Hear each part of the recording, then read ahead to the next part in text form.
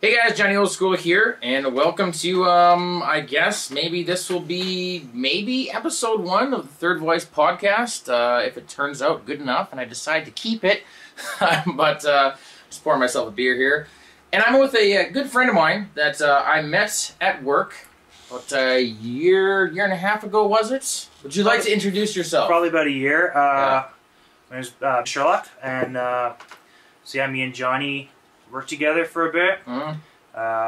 Just kind of rocked it out in the restaurant industry. Yeah, I realized that he was kind of a weirdo, and a little bit. So we just kind of clicked, and yeah, he told me he was doing these podcasts and stuff, and so I decided to come on and pretty much kind of just talk about anything weird and esoteric or kind of alternate opinions on and that's whatever. That's what I always liked about you, man. Is because, like, I remember, like, working in the back prep hall with you.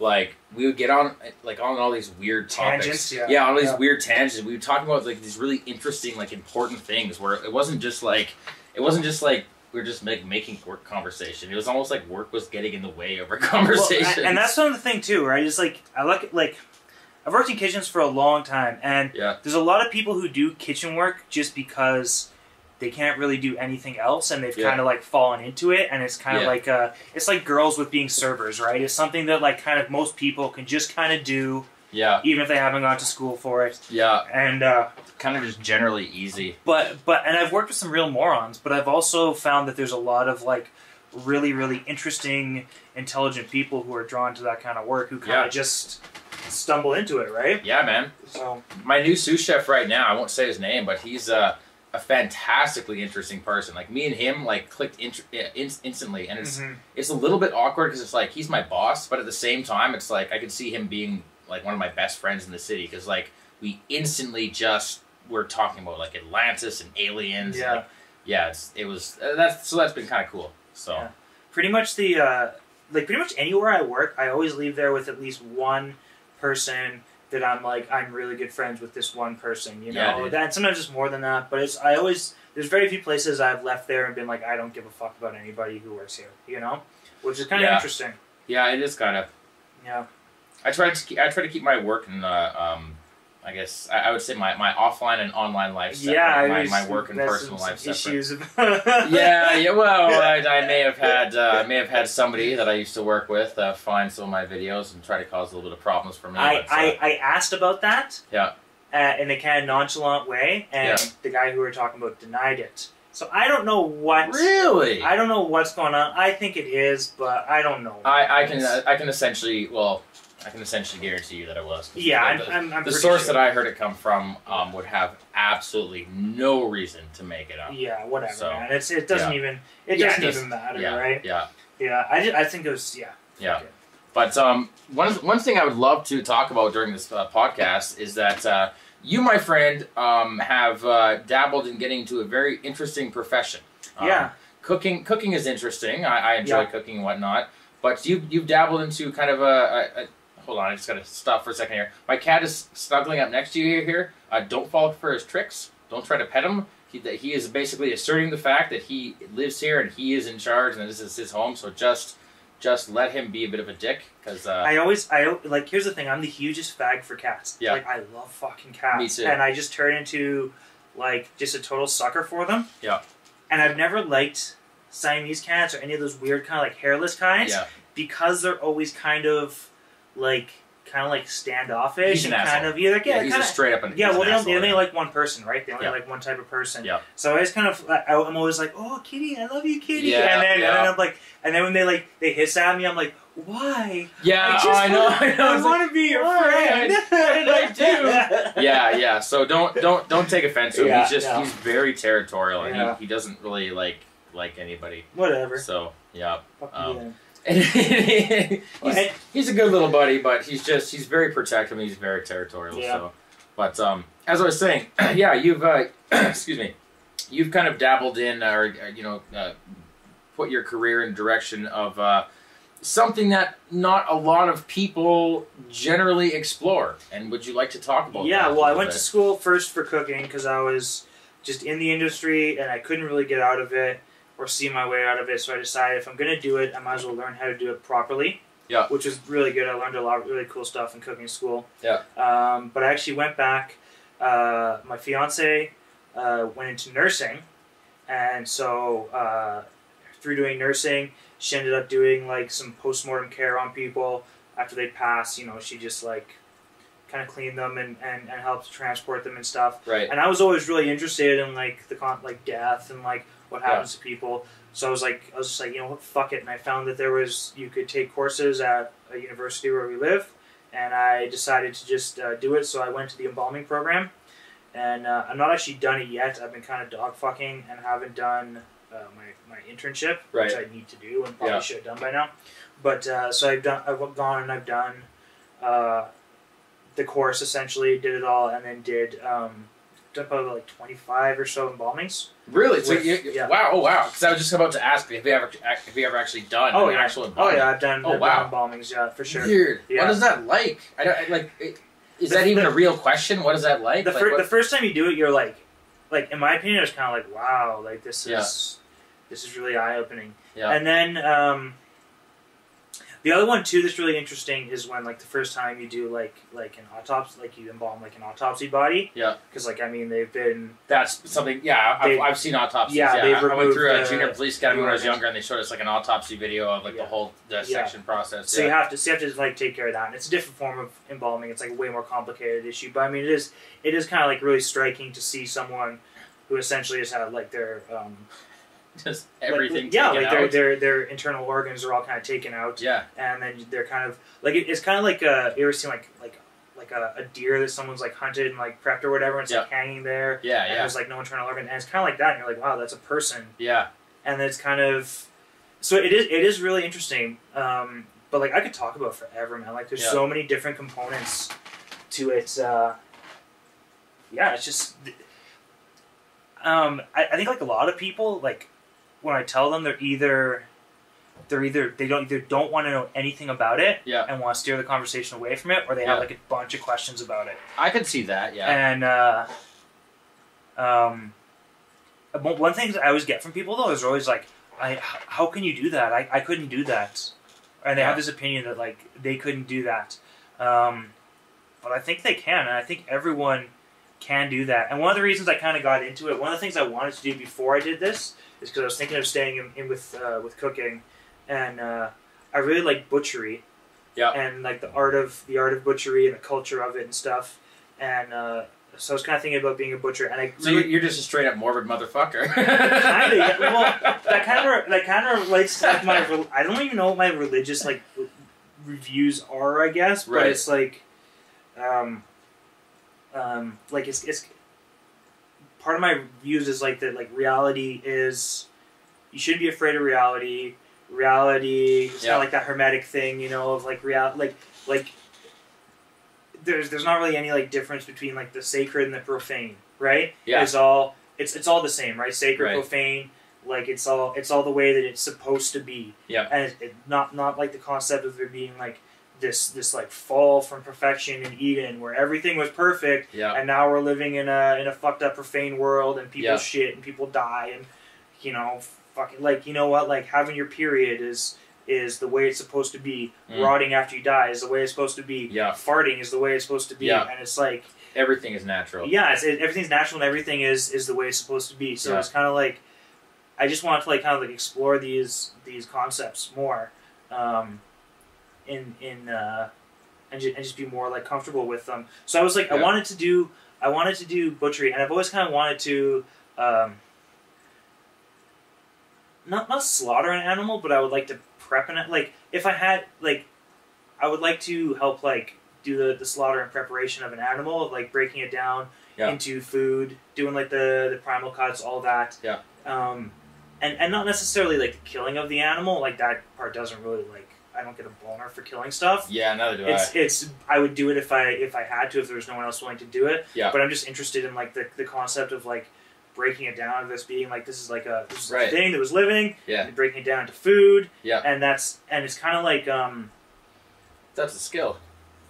Well, it's kind of like it's something that's really, and it's related to embalming. That's really natural. And up until 100 years ago, pretty much everyone did that. Like if you ate meat. You pretty much slaughtered your own chickens. Right. You did your own stuff. Right. After the Industrial Revolution, it started getting broken up into these different things where like people were only had like a set specific thing that they did, right? Yeah. So that's that's kind of like a main component of humanity, right? Like that's what's the word I'm looking for? Like a not atavistic, like it's like an aspect of humanity that's like that we've lost over time. Yeah, and it's always like very, very human, right? Yeah, that, like essentially we've done that from the beginning of humans yeah. all the way up to 150 Yeah. years ago, whatever, and now we don't do it anymore, and it's seen as this thing that's like, oh, well, we don't do that, right? Yeah, yeah. And that's kind of the same thing with like death, is that people look at it this way: if someone died, leaving them in a gutter would be considered inhumane. One of the measures of our humanity is how we kind of look after the dead, right? Yeah. And that's been the way since they've gone back and they found Neanderthals have buried their dead with like furs and like antlers and like altars and shit like that. Yeah. And so like all the way back, like fucking Jesus was like cleaned and washed with oils and stuff like that. Like all the like Egyptians, like it's been. That is the most humane thing to do, is that we look after our dead. And if we didn't do that, that's almost psychopathic, right? Right, right. And so it's like all these people are like, oh, well, I couldn't do that. And it's like the only reason you think you couldn't do that is because you never have. Yeah. If you did it, you would look at it and you would be like, this is so easy. And that's what I started doing. It was like the first time you touch a dead person, there is kind of like the shock of like, oh wow, they are really cold. Yeah. And so like massaging. When embalming, you have to massage their extremities and stuff like that because their blood isn't pumping. Right. So you essentially have to manually help it get into weird. Extremities by massaging their fingers, massaging their toes. Oh God! So you're essentially giving a full body massage to a corpse, to a cadaver, yeah. And that's one of the first things I thought was it's just like it just feels very natural. And like I've even seen like videos where like the documentaries and there's like dead people on them in like on the tables and stuff in a morgue or a prep room, and I feel like this natural like inclination and urge to like go massage them because it's like weird ingrained in me now. But it's like not a weird thing. Like when you're doing it, it's like this like in your reptilian brain, it's very, very natural. It's just in your fucking like civilized brain that you're like, oh, this is bad. I could get diseases. I could do.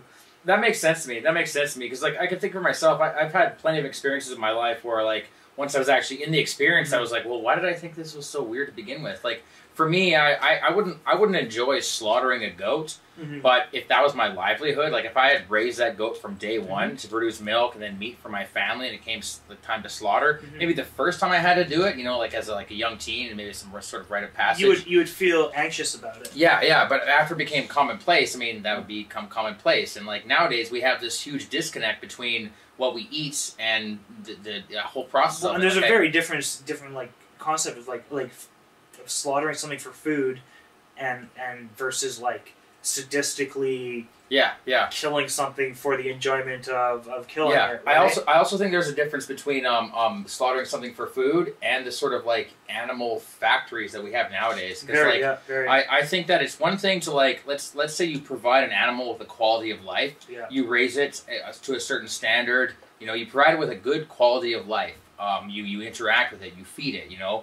And then you take its life, and then basically that quality of life gets transferred over to you in the ingestion process. You know, it's as hippie as it sounds. It's kind of like you put good vibes into this creature, you get good vibes out of it. Whereas now what we have is you see animals being kept in, and I'm not saying like this is how it is for every farm. Well, and I'm a natural carnivore. Like I love meat, and I don't agree with the factory farming. You'd have to be insane to agree with factory farming. Right? Yeah, man. Because I mean, like you can't really deny some of these videos you see floating around the internet where it's like these animals are kept in horrible conditions where they're essentially being tortured their entire lives, and I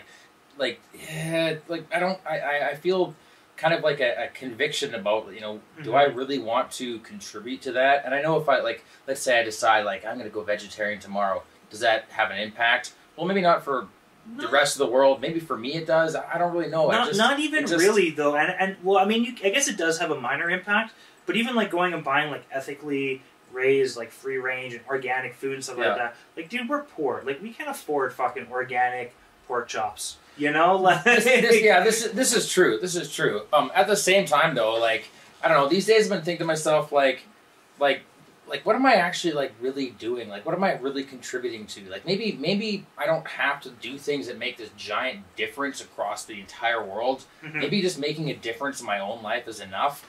And like, again, I'm not saying that I'm planning to go like vegetarian or anything like that, but like, I don't want to contribute to like prolonging the suffering of an animal because of my financial situation and because, you know, I don't know enough about, you know, where to buy meats that are, you know, supposedly raised in humane ways.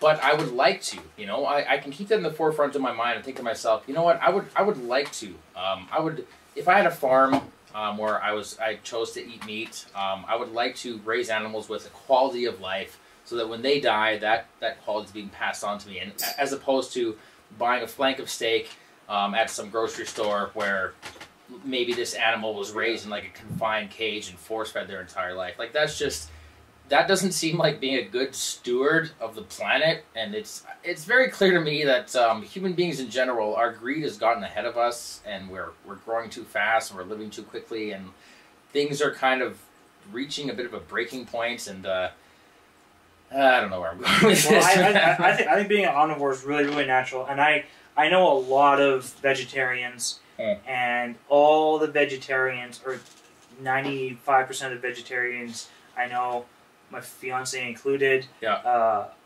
don't eat properly and are unhealthy because of their vegetarian choices. I'm not saying they'd be healthier if they were eating.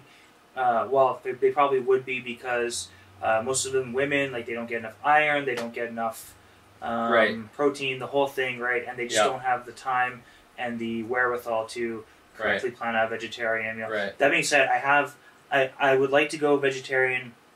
I went vegetarian for a month when we first met. We were just friends, because I bet her that I could go vegetarian for a month if she would go shoot a gun. And she didn't think I would do it. And little did I know she wanted to go shoot a gun. But she... That's a good bet to make, man. It was a good bet. I ended up having to eat like fish like halfway through it, because like I would literally eat until I was stuffed, like to the gills. And I wouldn't feel full. Like I would just like... And I would just consume and consume and consume, and I would just never feel like full and satisfied. And I would feel like hungry again in an hour, even though I was like bloated to shit. It was, but I would like to go vegetarian again for a while. I don't think it's like a constant, like a proper choice you should make. It's a constant life thing, but I would do it simply because I'm like, for a spiritual reason, because I like this. I believe that asceticism is like a good spiritually, like is an important thing to do, is to like give things up for a while, just so you know that you what it's like. I mean, this is the thing, right? I can it's agree like, with you on that. And that's one of the ideas I have, that like if everything is like the sacred and the profane are the same things, and like it's the same as killing an animal, it's the same as looking after dead bodies, is like these are all things that are within the realm of human experience. And I don't want to be one of these people that's like, oh, well, good or bad, is it like these are within the realms of human experience, and so I would like to try a lot of things that are within the realms of human experience. So I mean, is it you will like you will learn a lot about yourself and about the world if you go smoke crack. It doesn't mean you should smoke crack all the time for your life, you know, because that probably won't be good. But you will learn stuff, and you will also learn a lot about yourself in the world if you give up drinking, or if you give up smoking pot, or if you give up like eating meat, or looking at porn, or any of these things, right? Like, or even like fasting, right? Like, if you've ever gone on a fast, is a really like interesting educational thing that you learn about your body and about just even different concepts, right? Like, I mean, like you're giving yourself new contrast. Exactly, right? And you're even having more control over yourself and your life, because you're just saying, you know what, like, these are like, being hungry is just a sensation. Yeah. Being grossed out or tired or any of these things are just sensations that will pass. And like it's very kind of like Buddhist like thought process, right? But it's like I love me some Buddhism. I don't really know that much about Buddhism. I should learn more. Neither do I, but I do, yeah. But yeah, it's the like little I do know I enjoy. But it's yeah, you should like these things are just. I mean, unless you don't eat for fucking 2 months or whatever, you will die. But I mean, if you go without eating for a week and you're a healthy person, you'll feel discomfort, but you'll just realize that discomfort's like temporary, right? And you have this like will to be able to deny yourself, like you're not addicted to it, right? You're not addicted to your own urges and your own fucking whatever, right? And like I'm sure we both know about like addiction and stuff like that, whether it's like cigarettes, I definitely do, cigarettes, alcohol, other stuff, whatever. It does fuck with your head when you say like, why can't I quit this stuff, right? So I don't know, that's just kind of my thought process. I'm not saying I'm like a more spiritually advanced person who can just like give up anything, because it is really hard. Yeah, of course. And like I've struggled with lots of stuff, right? But it is really interesting to go and like not eat for a week and just say like I'm not going to eat for a week, right? And you can do it in a healthy way, like you just drink lots of water and some Gatorade, whatever, right? Yeah. Take your vitamins, like no big deal. But it's interesting. Yeah, that would be interesting. As providing yourself a different contrast. I guess it's like giving up anything, like you said. That's something that like I myself struggle with. Like I have a hard time giving up anything that I'm comfortable with. Like, well, we like to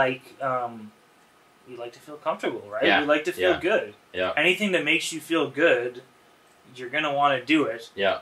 Until it stops making you feel good, and then you'll probably do it a little bit more. And yeah. That's what was it? I think like Philip Seymour Hoffman had a quote that was like, there is no pleasure that I haven't made myself sick with. Yeah. Oh my god, that's a brilliant quote. Yeah, that's I can apply that to pretty much just about any area of my Pretty much, yeah. Oh god. And even when you kind of get that dangerous point where like even when you get sick of it, with certain things, it's like you just do more of it. Like I'm not going to get into like huge detail of my lifestyle in the past, just because I simply don't have to, for one thing. Yeah. And for another thing, it's very embarrassing. And I've gone through some things in my past that I would not want people to know about. They're horrific. They're embarrassing.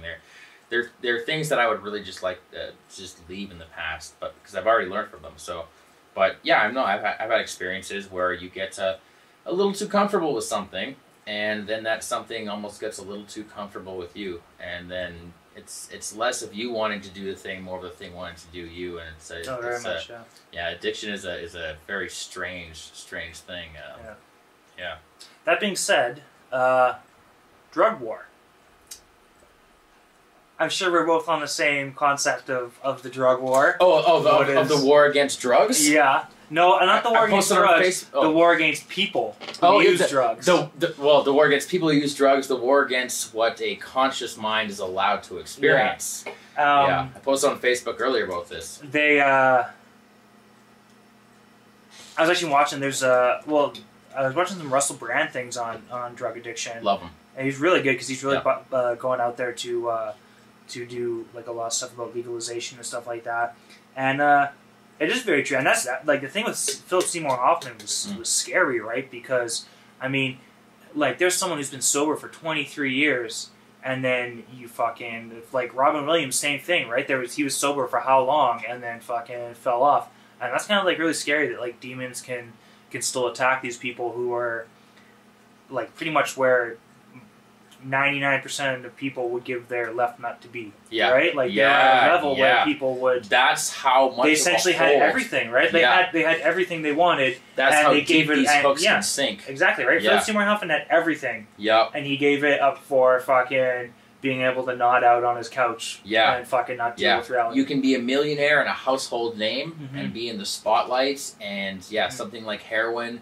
That's how far the hooks fucking dig into people. It's scary. That shit never ever lets go of you. Yeah. That shit will never ever let go of you. It doesn't discriminate. It doesn't. Yeah. Yeah. It doesn't discriminate. Yeah. And when once you've had that little taste, Jesus Christ, like I got to be careful to these days, man. And don't get me wrong. I enjoy a wide variety of mind altering substances, but as I've aged, I've learned which ones I'm able to handle and how to handle them responsibly. And some of them, even now, I can't. I simply can't entertain anymore. There's a couple drugs. It's weird because there's a couple drugs I've never really been a fan of. I've tried like all sorts of stuff, right? I've tried everything. Yeah, I've tried everything. Yeah, well, I don't want to say everything, but yeah, I've tried everything. Yeah, I've tried everything. But there's two that I haven't really ever been like. I always thought were not that cool, and I never saw what the real appeal with them, and that was cocaine and ecstasy. Yeah. And at the previous place we worked, and it's not just that place, in all sorts of places in downtown. Yeah. If you go into the bathrooms, there is always in the fucking stalls. Right. There's little shelves in the fucking bathrooms in all of these fucking nice places, nice bars downtown. Yeah. And there's these little fucking shelves. And it's crazy because if you go to the same company restaurant that has the exact same bathroom setups in the other part of the southwest suburbs where I'm working currently, the same company. Yeah. All of a sudden, there's no little shelves in the bathroom. Right. Isn't that funny? Right. And it's kind of like it's very, very weird because when we were working there, you would miss this, but we had some front of the house management stuff that were really, really bad with coke. Yeah. And it was very, very prevalent. And it's weird because I think about it, and so everyone always has like this demonization of heroin, right? Like it's this, oh, I would never try that, or meth, or whatever, right? But for some reason, cocaine is like this okay thing to do on the weekends. Yeah, and even like but the thing is, people die of coke all the time. Yeah, people do coke and die all the time. It's not like one is really that more. And if you look at like the harm scales on it, it's just as harmful as heroin, pretty much. Yeah, I've personally seen friends within the span of a few months go from never having done cocaine to stealing from people in their life that they love. And I've met people who are like we're kind of weirdos, but I've met people who are more like mainstream people who, if you bring up the concept like LSD, they're all just like, they're like, oh my god, I would never do that. Yeah, and these are the same people who are doing coke on the weekends, or not even during coke, their shift. Not even coke, but think there's nothing wrong. These are like very, very normal, like mainstream, basic bitches that think there's absolutely nothing wrong with doing E if you're like at a party or at a concert or a rave or something, or like at a festival or something like that. And it's very weird to me that like all of a sudden E or Molly, whatever, man, E and Molly is the same fucking thing. Don't be like, oh, it's... That's like saying acid or LSD. Well, it's the same. And it's like, oh, it's Molly, it's pure. Marijuana, Dude, it's not fucking pure, man. You don't fucking know shit. Just because they call it one thing, like, doesn't mean shit. And so they have like this... It's like they think nothing about doing this, and it's so weird that like the MDMA is like in this like mainstream mode where like the mainstream people think it's an okay thing to do, whereas like heroin and other things like that are like demonized. And I kind of have this like theory about it, and it's that cocaine and this thing is like, whereas like coke is okay to do in their minds, but crack is like something to not be touched. Yeah. But they're the exact same fucking thing. Yeah. They're the exact same. Alkaloid. It's just one is the acidic version and one is the basic version. Yeah. Exact same fucking thing. Yeah. And the reason is, I think, is that cocaine and ecstasy encourage people to be social. Yeah. Whereas crack and heroin encourage people to be more introverted and to not want to go out and socialize with people. And that's where I think the line is drawn on social acceptedness. Is if it makes you a more social person and it makes you want to go out and be around people, it's accepted. If it doesn't, it's not, and it's a bad thing. And that makes sense to me. That really, and when I kind of had that realization, I was like, holy shit, man! Like that is so fucked up that our basis for drugs, as drug using, Generation X or millennials, whatever. Yeah. Our basis for what is acceptable and what isn't is on how much you want to be social. Yeah. While you're on it. Even then, though, it's a certain type of socialization, right? Mm-hmm. I mean, it's not. Hold on, I gotta take a whiz. I'll continue this thought. But yeah, it is. It's like it is a very certain type of socialization where it's not just a couple people gathered around and talking, but more of like this. Yeah, almost. Group mind, kind of like. Yeah. Orgiastic kind of pagan fucking. Yep. Yeah. It seems like those like the social drugs, like they encourage us to socialize, but on a sort of frivolous level, like alcohol, for example. The kind of general given places where you go to consume alcohol, they're loud, they're noisy.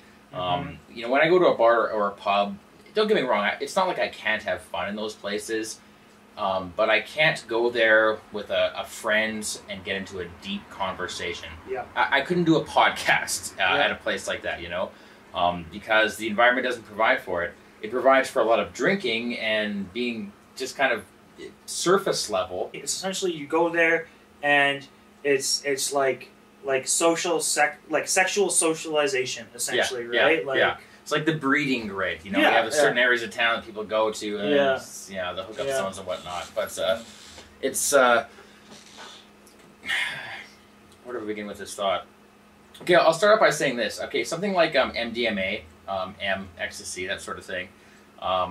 That's something that's a chemical that I have a lot of experience with, like a lot. You need above almost any other drug, you need to be very, very certain of what you're doing with that. If you get a pill or a tablet of ecstasy, in tablet form, it behooves you to go on the internet and try to identify exactly where it's from and what is in it, or at least get a testing kit or something. Yes, like that, right? Because there are actual very, very significantly dangerous chemicals that often find their way into these things, and that's how people get fucked up. Just in our city, about 3 years ago, like quite a few people died. Eh? Yeah. No, it wasn't 10, but it was like at least like 4 or 5 people died from. Yeah, and that's the risk you face. Dose, that's the risk you face with like a kind of like a chemical. You know, like if you smoke pot, it's either going to get you stoned or it's not. You know, it's not like there's not really a whole lot of things you can put in pot to really fuck you up. And you hear all these horror stories about, oh, my pot was laced with this or that. Well, the thing is, your average drug dealer is never going to do that. Why would you lace weed with something that's even more expensive? Yeah, exactly. Exactly. Yeah. When you could sell that more expensive thing at that price and your weed and have all that money. Yeah. So that whole thing of laced weed, that's been propaganda. And you have no idea how many people I know who told me they've gotten fucking. Like their weed was laced with PCP, and it's dude. Like, no, wait, okay, when I was a kid, and I used to smoke a lot of marijuana, and my parents, who I love and respect, and they were very concerned about me for good reasons. They sent me to a community center rehab program for people, young kids who smoked marijuana, and they showed us this video about various dangers associated with marijuana consumption, and I couldn't really necessarily disagree with all of them. Like, okay, well, yeah, it can make you lazy and complacent, and then this and that.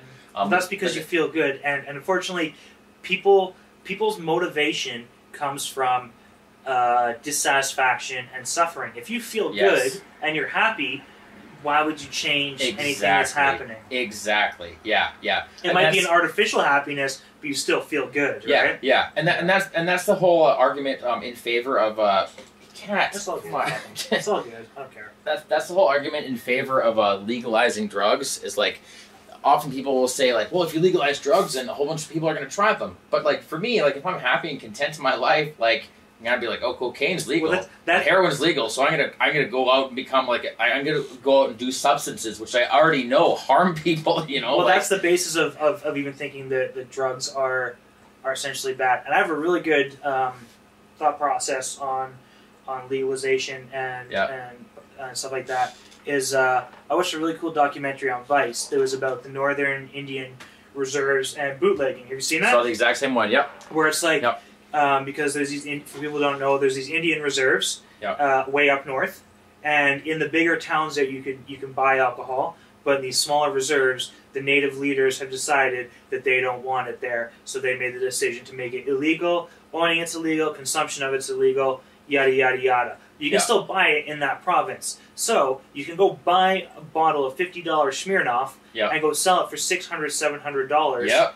And here's one of the things about bootlegging is if you're smuggling something that is illegal and you need to hide, you're going to want to get the thing that takes the least amount of space and is the strongest, and you're going to make the most money on it. People aren't smuggling Coors Light into these native reserves. they're smuggling hard liquor because it takes up less space. Exactly. And then these natives, the culture is, well, you get a bottle, you chug down a 2.6 as fast as you can so you don't get busted with it. Yeah, and so you don't have to share it with anybody. Yeah, exactly. Yeah. And they're not just going to the bar for Coors Light after work. They're binging, and it's many other things like that. So, maybe we'll cut this out after. But I have a history with opiates, and I never died because one of my main ways for doing it was getting actual poppy straw, poppy pods, and making tea out of it, which is very, very powerful too. That being said, you can only drink so much fluid before it just kind of like, as opposed to getting something that's a very condensed, just pure alkaloids, and injecting it right into your drugs, into your bloodstream. It's loosely comparable to beer or whiskey. You know, I can be sipping a beer pretty much all night long. Or Coors Light or Everclear. Yeah, exactly. Moonshine. Yeah. And it's the other thing too is like, so look in Colombia. Yes, there's a lot of cocaine use in Colombia. That being said, there's also people use a lot of chew coca leaves or drink coca tea. Yeah. And I don't know if you ever drank coca tea, but you don't get high. You get pepped up, and you get you just feel better. You don't want to eat as much. Like drinking a cup of coffee. It's like drinking a coffee, except it's actually healthier than coffee. It's healthier than caffeine. Yeah. And it's interesting. It's way better for you. And then what fucking like culture do we live in where we don't want people to have safe drugs that make them want to eat less and work more and feel and be more productive. Yeah. That's our fucking basis of where our society is. Yeah. But because you can make, oh my god, cocaine out of it, you can't get coca leaves, which is a powerful medicine that's been used for thousands of years in those areas, right? And so there's this stigma around it. But here's the thing. Yes, you have a lot of people who are addicted to cocaine or use cocaine. A lot of them don't like using cocaine because of the negative effects on it, right? They come down, this whole thing, how they act on it, the money, whatever. Yeah. I personally believe if a lot of people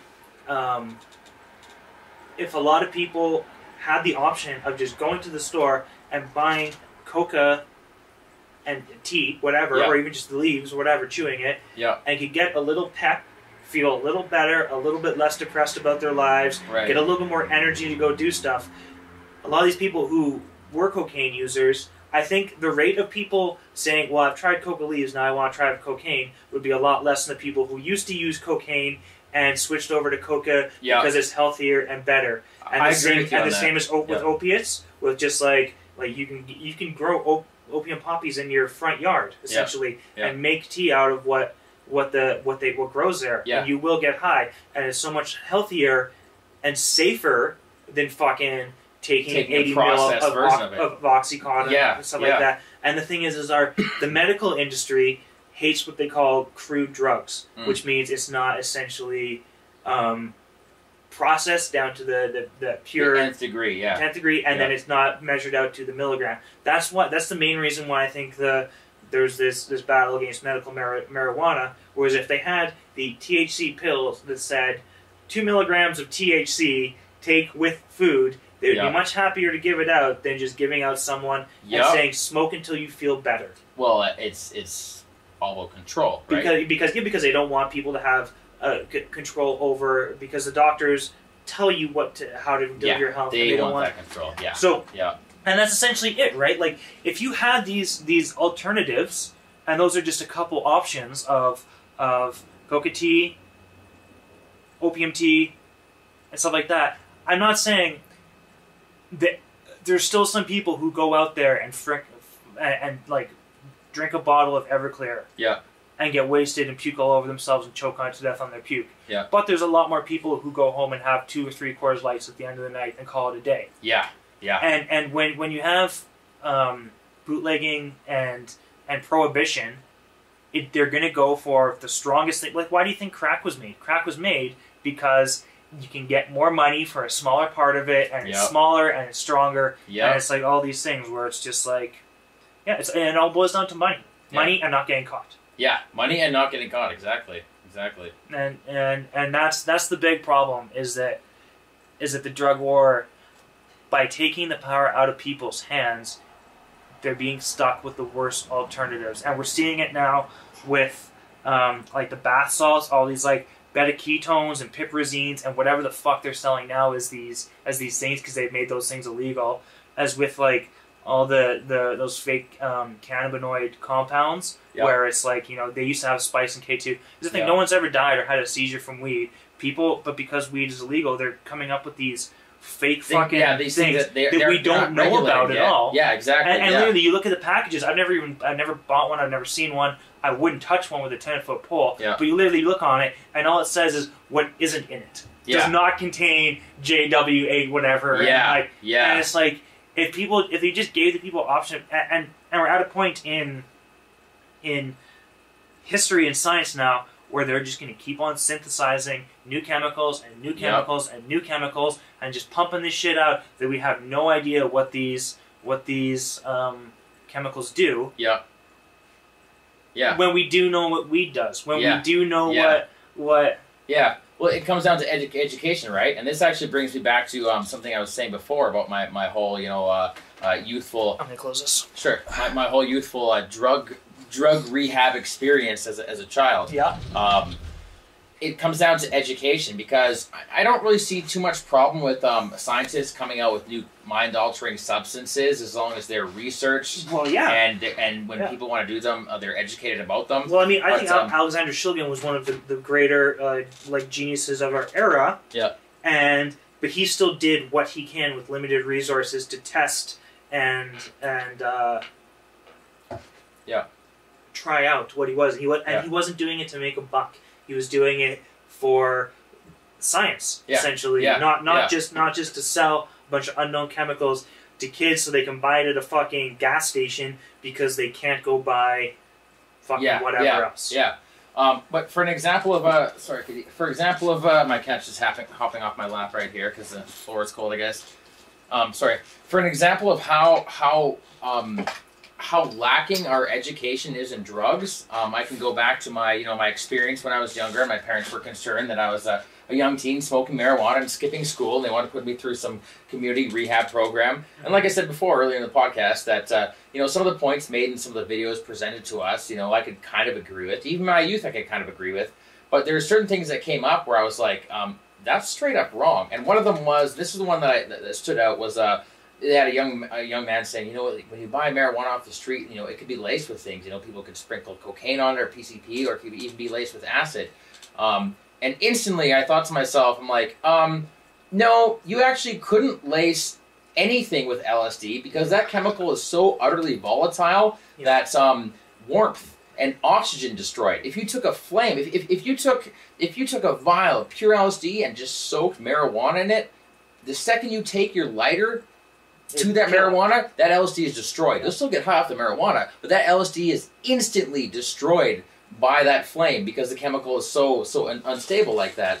And what pissed me off about seeing that video is the fact that none of these adults or grown-ups or people in government knew about that. None of them were like, oh, we can't put that in our video because, I mean, that's not how it is. They're just, oh, well, it's one of two things. They either left it in because they didn't know any better, or they left it in because they're like, well, as long as we're keeping kids off drugs, it's okay to lie to them. I think they just didn't know any better. I think that's what it is too. And I remember actually raising my hand in this little quote unquote class and saying I understand what you're trying to present to us here, but you have to do it in an honest way because you couldn't actually lace marijuana with LSD. And I explained to this person why, and she didn't know how to react to that. She was like, well, I thank you for bringing up that point. That's a very good point. And some of my friends who were in I had a couple of high school friends who I knew were in the same fucking class. They're like, yeah, way to stick it to that video, man. And I was thinking to myself, I'm like, well, no, I'm not trying to fucking stick it to the video. I just don't want to be fucking lied to. Yeah. Like tell people the truth, educate them properly. And I truly believe that if you educated young people, actually educated about drugs, because I never had any sort of real education about drugs. I had a textbook, and I had a section in it about drugs, and all it had was stories about how this drug would ruin your life, how that drug would ruin your life, how that drug would ruin your life, and that's all it was. And then I tried marijuana for the first time. I'm like, oh my god, I feel fantastic. That's the problem. Is that kids think, and I heard it described this way, is that kids hear about how drugs are all bad for you, then they try marijuana, realize it's not that bad for you, so they think they've been lied to about everything, and they think all drugs. That's exactly what happened to me. They think all drugs are different flavors of ice cream. That's exactly when in reality, all drugs are different types of snakes. Marijuana is a garter snake. Fucking fentanyl is a fucking cobra. Yeah, yeah. You know, one of them you don't mind getting bit by, the other one you're going to be fucked. Yeah. I would say that all drugs are tools or even methods of transportation. I mean, you couldn't really compare like a bicycle to a jetliner. You couldn't really compare marijuana to LSD. They can both take you to a place, but they both have different risks involved in them. You know, like if you're riding your bicycle and you fall over, you know, you're going to hurt your shoulder. If you're on a plane and the plane crashes, you're not going to just hurt your shoulder. You know, you're going to bring a bunch of people with you. My analogy is often that drugs are a tool. If you give a child a hammer, he'll run around the house, put a few holes in the wall, maybe injure himself, and it might be funny to watch. If you give a man a hammer and teach him what a hammer is for, he'll build a shelter. He'll build a work of art. He'll build a structure. And to me, that's what I see psychedelics as. I'm just going to run around and put holes in the walls. Well, Well, but that's what I see psychedelics as specifically, as a very important tool. And psychedelics are still one of the most demonized substances out there. And I would love to see. I have to be careful with my words here. I don't recommend anyone go out and try drugs, but I do recommend. Go smoke crack. Yeah, go smoke everyone crack. Out there, go smoke crack. Try cigarettes, and inject. If you've never tried heroin before, inject it into your vein for the first time. You're being facetious, but I'm saying there's an entire world out there for you to try, and it bothers me when there's all sorts of people in the world who will never try crack, or try getting fucked in the ass, or try sushi. I don't want to try sushi. It's an entire world out there for you. And yes, like, there will be some fatalities, and there will be some bad experiences. But unfortunately, like, it's an entire world, and it's like the demonization of it is worse than the actual. The thing is, a lot of people out there. Okay, I should lie. I'm not saying don't go smoke crack, because I know people who've been in their 40s and the first drug they tried is crack, and they're living on the street, and that's true. Yeah. But it's be educated in your approach. Look at examples. Look at prior examples. The issue is the people who are fucking crackheads have so many other psychological and mental issues and mental illness. Yeah. The crack is simply a symptom of their mental illness. That's exactly it. It's a symptom. And most people who are crackheads are poly drug users who, if it wasn't crack, it would be meth, and if it wasn't meth, it would be heroin. If it wasn't heroin, it would be alcohol, and it would be anything that they can get their hands on. And crack just happens to be the strongest thing that takes them out of their body. Yeah. And that is the thing, is it's not the actual substance, because yet again, crack is simply the coca leaf. It's just it's a non-natural way of processing it and ingesting something that is very natural. That's the thing. And that our brain has receptors for, our body has receptors for, and our bodies like. Our bodies like it for a reason. That's just a way of, like, crack hacks your body. Yeah. Hacks your dopamine. Yeah. And that is destructive. It's the difference between eating a piece of, like, sugar cane and then eating like refined, like, processed sugar. Or having, you know what? You can drink a beer and be fine. We can drink a bottle of wine and be fine. If you fucking hoop a bottle of wine up your ass and have it absorbed by your colon, it's going to be fucking dangerous for you. Yeah. Or, like, you know, if you eat some, like, a fruit that's high in sugar, like grapes, that's one thing. If you eat a half a box of Tim Hortons donuts, that's another thing. They or both or 2 pounds of sugar. Yeah, they both contain sugar, but it's like once you start refining it, concentrating it down, that's when it becomes unnatural. That's when your body isn't going to react to it and adjust to it in the acceptable, manageable ways. Yeah, I think the issue is like, and I don't want to be one of these people. Like, unfortunately, for like people like us who are, how long we got? 82 minutes. Okay. Plenty of time. These the people like us who are like really like free thinkers, I guess, right? Yeah. Are like people who that's all right. Fuck, you can sit on my lap, you little jerkwad. People like us who like free thinkers. Unfortunately, there's a lot of people like I am a conspiracy theorist because a lot of the things I believe are facts are looked at as conspiracies. Yeah. Like, I don't believe fucking Oswald killed Kennedy. Well, but I also... Something like that, you specifically have to really want to believe. Yeah, but the same is, the unfortunate part is, like, things like that are looped in with people who believe that the royal family are fucking reptilians. Alien, yeah. And it's like, that's actually almost the thing that I think is, like, I almost believe that like Alex Jones is like planted by the government in order to be like a smokescreen, where it's like I think my personal belief is that Alex Jones was basically allowed to be this runaway lunatic. Yeah. I've always said don't throw the baby out with the bathwater. I mean, like if Bill O'Reilly tells me not to eat yellow snow, I can pretty much, despite the fact that Bill O'Reilly is essentially Satan. Mm-hmm. I mean, if Satan donates $5 to a church, that's a nice thing to do, but he's still Satan. Yeah. He's still capable of doing something decent and honest and true and nice, but like, yeah, so my whole reasoning with Alex Jones is that like he's an insane blowhard who's a millionaire now from his basically fear-mongering and whatnot. Exactly. He's the 1% he rails against. He is the media he rails against. Yeah, exactly. So and it always sucks when like I'll hear some article and I'm like, well, that's really interesting, and I see from Infowars.com and I'm like, oh fuck. Yeah. I'm like, because like you can't share that with people because he's got such a bad rep, and you know what, he deserves a bad rep, but that's not to say that he doesn't stumble upon things every now and then that aren't perfectly legitimate. Even a broken clock is right twice a day. Yeah, I was just gonna say, yeah. Booyah! But yeah, like so I don't want to be one of these like people who's like, don't trust the media. The media is trying to keep you scared.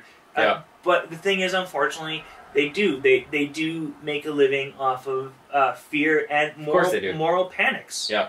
And drugs are a moral panic, essentially. Yeah. And I can't remember where I was going. I had another point with this. But yeah, it is. It's a moral panic that if you try these things, your life will go down the drain. And it's not. That is not true. Yeah. Unfortunately, some people are. It is a dangerous thing to try, but people try dangerous things all the time. Yeah. The amount of people who die from who try crack and then end up living on the streets.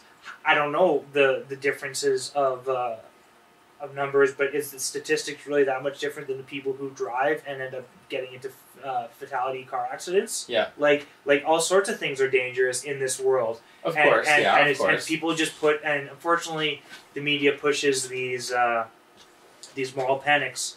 It's always that's what I was gonna say. One of the other moral panics that is kind of starting to like wane a little bit, like the whole like date rape drug thing. And I remember when I was at SAIT, I probably didn't say the city we're in.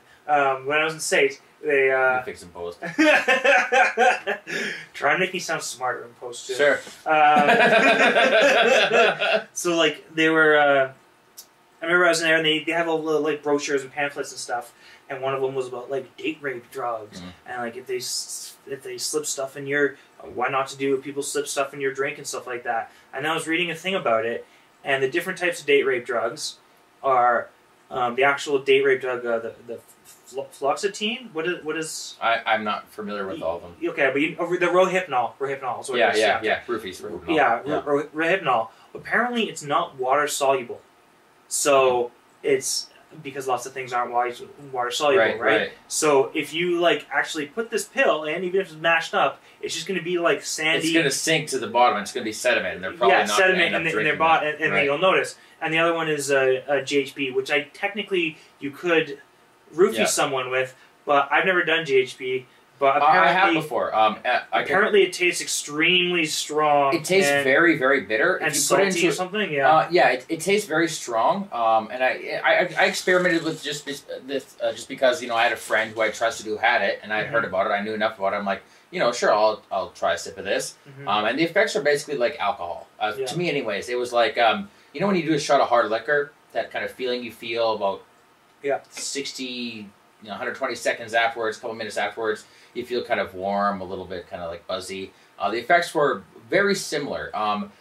Maybe a little bit different in some aspects, but not all that much. Like, imagine if you could, I could see somebody being, I guess, quote unquote, roofied by GHB. If they had a high concentration poured into a drink, and maybe they already drunk it and tasted apparently if you mix it with alcohol, it does really fuck you up. Yeah. So I mean, imagine being like 3 or 4 pints into your night, and all of a sudden just downing 3 or 4 shots at once, you'd be fucking gone. And I would assume that would be the same effect that you would have from having some GHB. But and actually, at one of the old places I work at, we had a staff party, and 2 of the sous chefs actually did get drugged, and there was this guy going around handing out free E. And I don't know whether he did it or whether it's like someone else had given him E. Yeah. So he'd given it to someone else, and they put it in some random people's drinks.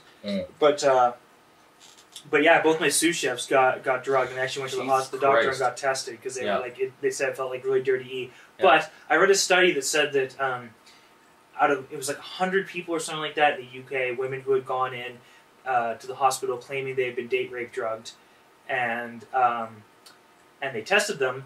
And there was nothing in their system except for alcohol, and a lot of them were on antidepressants too. Right. And one of the thing is, and I actually can't just count on one hand the people I know who've told me they've been date rape drugged. Yeah. And like all of a sudden they didn't know what happened and they blacked out. And is this guys? One of our old sous chefs said that that happened to him. And there was like a lot of other people I've met who've done that. The problem is women, and this isn't a sexist comment, it's a biological comment, women cannot process alcohol like men can. They're actually missing an enzyme in their liver which inhibits them from processing alcohol like men do. They're also smaller body weight. Yeah, if you're a woman, you just simply cannot drink as much as a man because your liver does not process alcohol that way. I know that. If women are drinking with men, you're drinking, all of a sudden it's fine.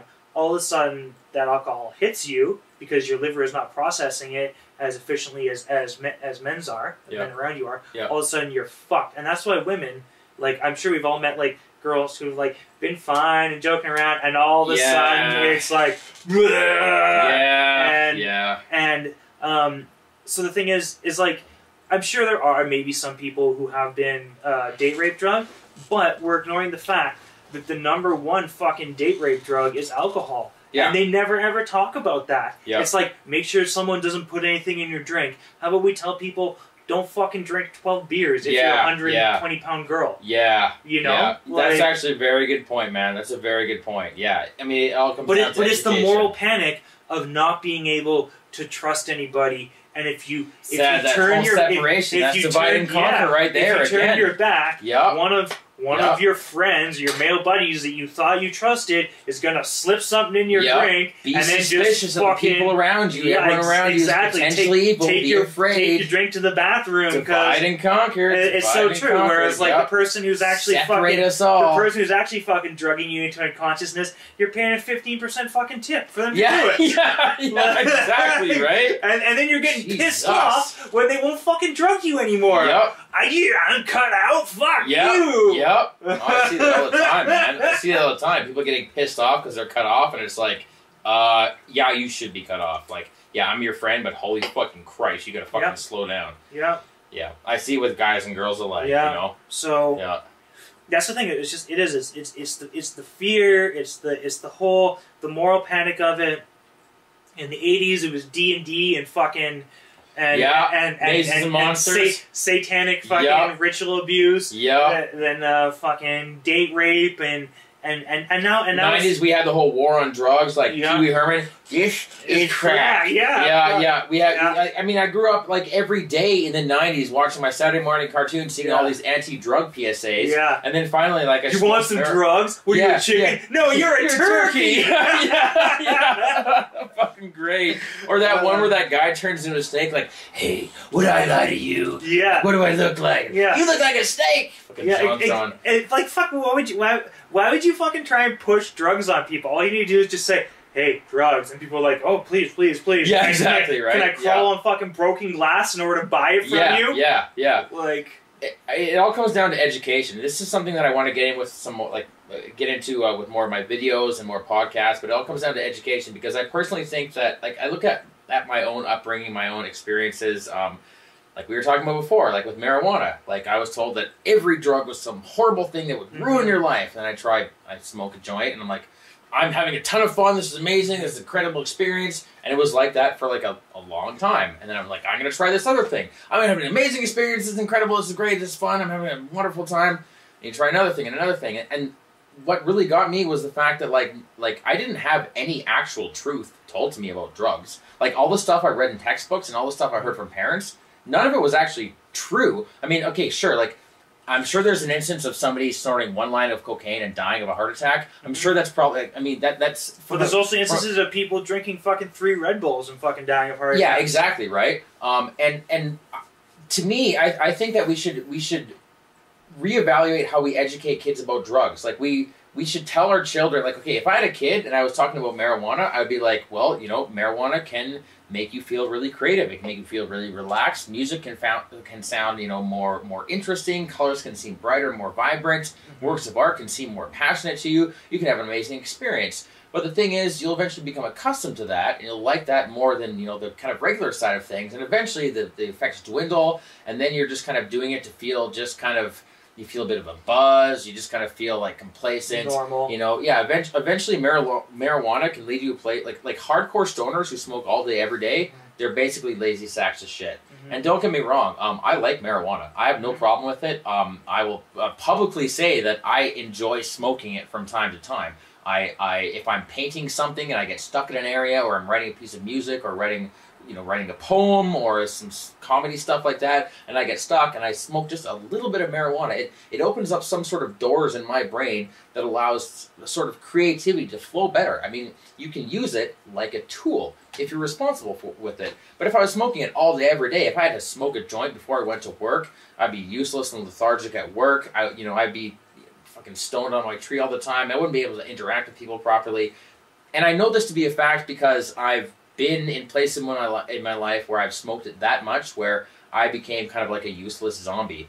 And I would tell like, you know, my son or a daughter this actual truth. Like, you can use it in a way that's productive and good, and even just simply fun and recreational. You can smoke a joint with your friend and watch a fucking retarded movie and laugh your ass off. And I don't think there's anything wrong with that at all. Well, my brother is 15, yeah. And he actually, he's always been a good kid. He actually just fucking apparently bought a weed cookie off someone last week and ate it and watched the movie, and I had to go fucking pick him up because he lost his wallet and couldn't get home. Yeah. But I did tell him, I was like, you know what, like, because he's been taught that whole shit all his life, and I was like, you know what, if you smoke weed, you will not die, but if you go and huff computer duster, you might die instantly. Yeah. Because I want him to know and be like, hey, you know what? This is not all the same thing. Like, if you go and huff computer duster, you could instantly die. Yep. They don't tell people that. They're like, oh, don't do drugs. But they should be telling people, okay, you know what? We were kind of like fibbing about the marijuana, but seriously, don't fucking huff gasoline. Yeah. Well, you know? Well, even with like when you ingest weed, your liver enzymes break it down to a whole other chemical, or you're not just getting high off of THC. It breaks it down to something else where you get high, but you get high on a whole different fucking level. So like you would have to educate kids like, yeah, well, if you smoke marijuana, here's the effects you have. If you eat marijuana, the effects are very different and very more pronounced. I mean, like, there's only so far you can get in a night by smoking weed, and you know, still have everything be going okay. And then you hear stories about people eating a lot of pot brownies, and they're very, very different. Yeah. You know, it's a whole other animal. I gotta take a break here real quick. Do it. So anyways, yeah, it was my birthday. Have you ever seen the movie Altered States? I think I told you to watch that. You didn't watch that yet, eh? I don't. Actually, you know what? I think I started watching it when I was on an LSD trip one time, and I couldn't get into it. Yeah. Because I'm pretty sure I have it on my computer. I'm seeing this kind of... I'm pretty sure I have it on there. It's like what it is for people who don't know, it's a 70s movie by Ken Russell. Yeah. Who's a crazy fucking weirdo. Yeah. There's lots of like really like sexual, intense movies. And it's about the truth. It's a fictionalized version of the story of John C. Lilly, who was friends with Timothy Leary. Yeah. And had pioneered doing LSD in sensory deprivation tanks floating in water. And he got super into ketamine and ended up being a hardcore ketamine addict for the rest of his life. Oh, God. Kind of went off the track, which is, if anyone knows, ketamine is pretty much the most... ketamine makes... It's a disassociative. It's not a psychedelic, it's a disassociative. In my personal opinion, it is my favorite beyond anything else because it essentially makes LSD look like staring at a blank wall. I would have to argue with you on that, but I haven't had the same experience that you had, so I can't really argue. It's pretty intense, but it's also not very healthy for you. It's really bad for your bladder and stuff. Like people have actually had to have their bladders taken out who are habitual users. Oh shit! Yeah, if it fucks up your bladder somehow, and like makes people piss blood if they're addicted. But that's like doing like grams and grams a day. Yeah. Anyway, so he pretty much like ended up losing his shit. But he was also one of the reasons, he also did a lot of work with dolphins, and I believe he was one of the reasons why our laws for protecting dolphins are the way they are now, is because he did lots of studies on dolphins communicating with dolphins, brains, and all this. Anyway, there's a few countries now that consider dolphins as legally non-human persons. Yeah, exactly, and that was pretty much the basis of his stuff. So all these he was a huge dolphin advocate and did all these studies with them. So anyways, he was super into sensory deprivation tanks, which Joe Rogan is too.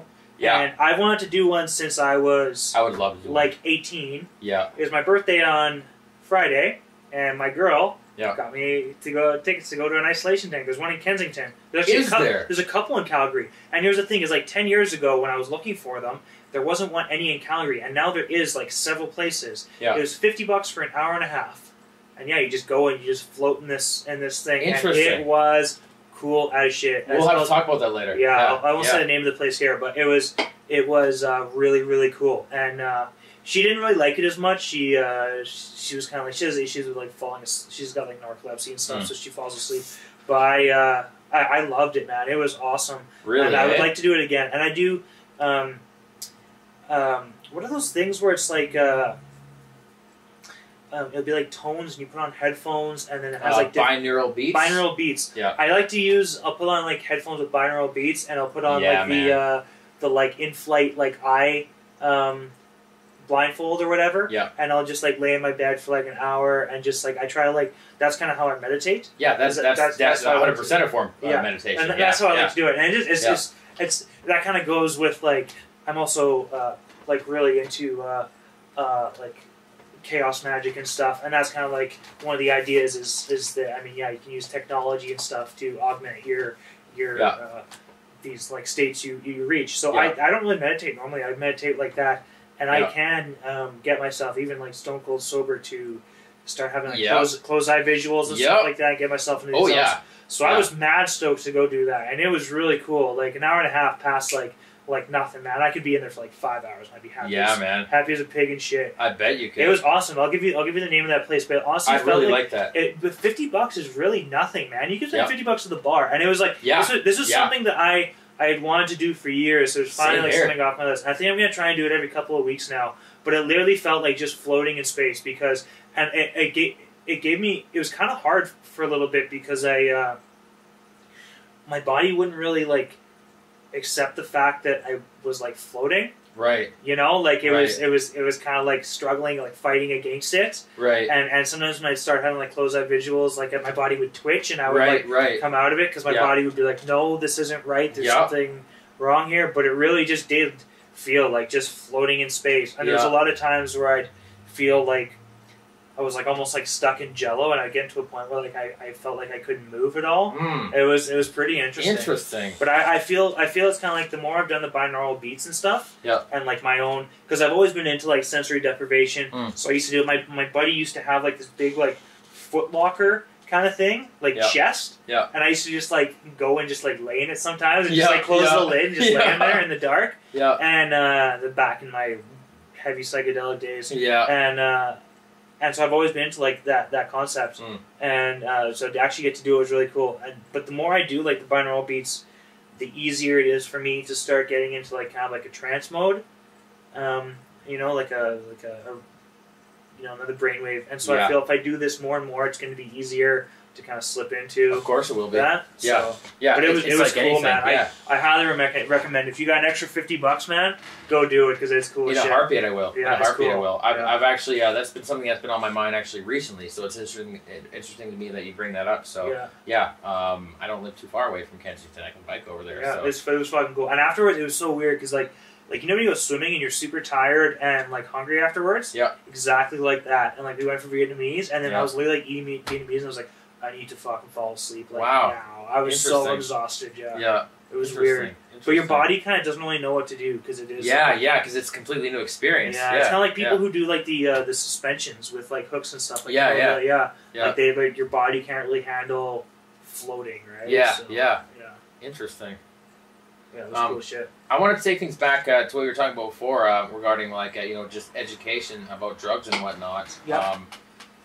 I mean, there's so many things that we've just been told are you know are taboo or evil or they just, you know, drugs in general. Like I said, my original textbooks just said it was just story after story about how, you know, drugs are this horrible thing that will ruin your life, and yet like our whole society is set up where it's like, oh yeah.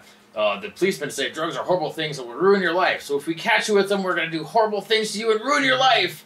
Like really? Like is somebody being addicted to heroin and being on the streets? Is that worse than being locked up in prison? Well, they look at it as like a moral failure as opposed to a mental illness. Yeah. Right? Yeah. And the issue is just like I forgot what I was going with that.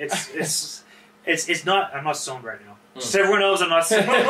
Well, maybe you should be. Maybe I should be. No, that's probably be even worse. Yeah, man. It's. Oh, I know. It was. The drug war has essentially gotten is a thing that they've done now to make everyday people criminals. Yeah. Yeah. And that overlapped from like criminals to normal people, and so. It's now everyone is a suspect of being a criminal because of drugs, and even if they like victimize some innocent people who don't do drugs, they can say, "Well, we actually made a mistake, but we're doing our job to keep the streets free of drugs." Yeah. We're just doing their job. Where you know we might make mistakes here and there, but you know what? It's better than the alternative. Yeah, we might have raided the wrong house and like flash bombed some. But for the most part, we raid the right houses. You know. But that's it. Like honestly, if it wasn't that, and then that's the thing is like cops in the States there's like police unions and stuff that are fighting against medical marijuana legalization. Yeah. And it's like what the fuck do police have to do with medical issues? Like since when do fucking police have any input on medicine? Doctors don't tell them how to fucking beat up black people and fucking stick plungers in people's asses, do they? Exactly, right? No, that's all control device. It's all, you know, if you can find a way to label your common person as a potential criminal, that gives you more intrusion into their own life. That's why this person that we were talking about earlier is going to be a cop, and I kind of have like moral issues with it because I'm like, oh buddy, and I'm starting to see like this police officer attitude come out in him. And I'm seeing him deal with people in like this way of actually Yeah, I know. Yeah. I've seen the same thing. Yeah, we both worked with him, and it's sad because it's authoritarian, and it's like, well, like I'm allowed to tell you what to do because this is what the law says is what's right to do, and what the law says is what's right to do, and it blows my mind that and I've said this in some of my videos and in various interactions on the internet and whatnot.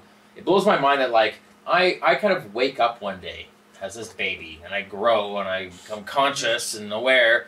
I just kind of wake up in this body. But there's a bunch of other people who did that a little bit before me, and they've decided that they're allowed to tell me what to do while I'm here. And that's fucking asinine to me.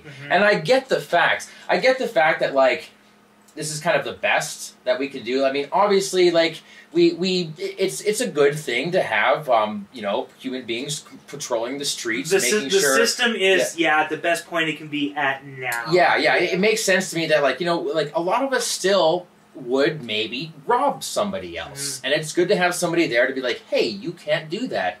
But by and large, I mean, would you ever rob me? I don't think you would.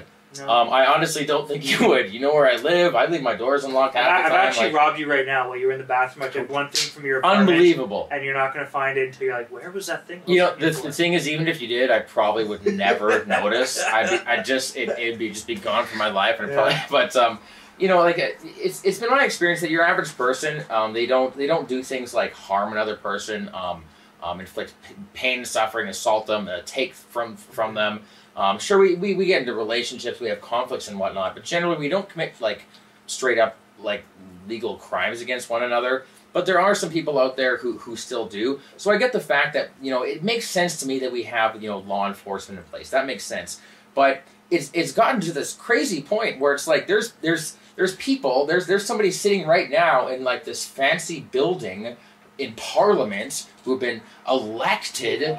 Who think that they just I'm somebody who the people have chosen me to decide what they get to do, and I'm like, I didn't fucking vote for your fucking ass. I didn't fucking vote for you. I just woke up in this body one day. Especially when it's like okay, you have a vote. Do you want to get poked in the eye or kicked in the nuts? Yeah, and it's like, well, I don't really want either. And it's like, well, everyone else voted that you get kicked in the nuts. Yeah, exactly. So, yeah, it's like, well, I don't want to vote for either. Yeah. Yeah. No, it's just weird to me that there's I mean, okay, to me, Stephen Harper telling me setting laws for how I live my life, that doesn't seem any different than me telling Stephen Harper how to live his life.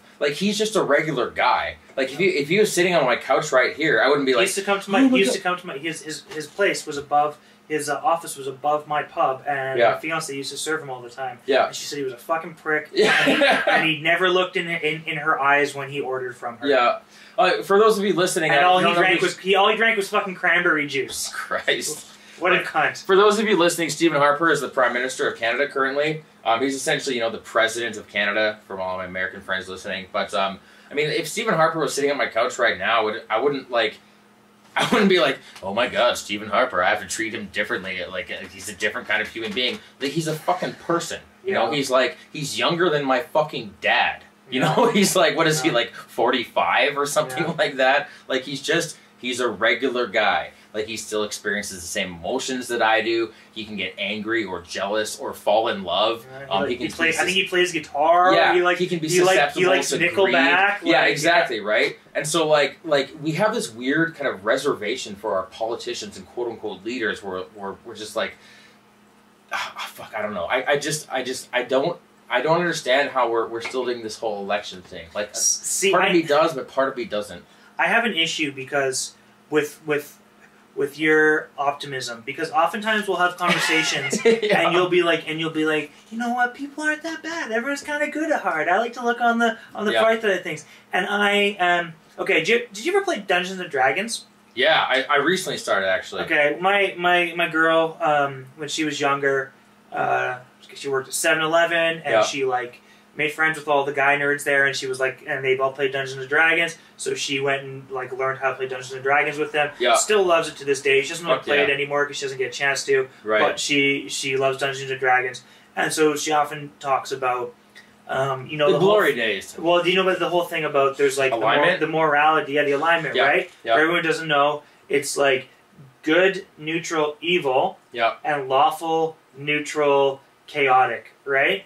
And Yep. so someone like Robin Hood would be good, chaotic. Right? They're good, but they don't follow the law. They break the laws in order to follow the good. They'll stab a motherfucker in the face if it means that they think that's for the greater good. They'll stab the sheriff of Nottingham in the face to steal his gold to give it back to the people that he originally Someone like stole Hitler was lawful evil, because he was evil, but he operated within the law.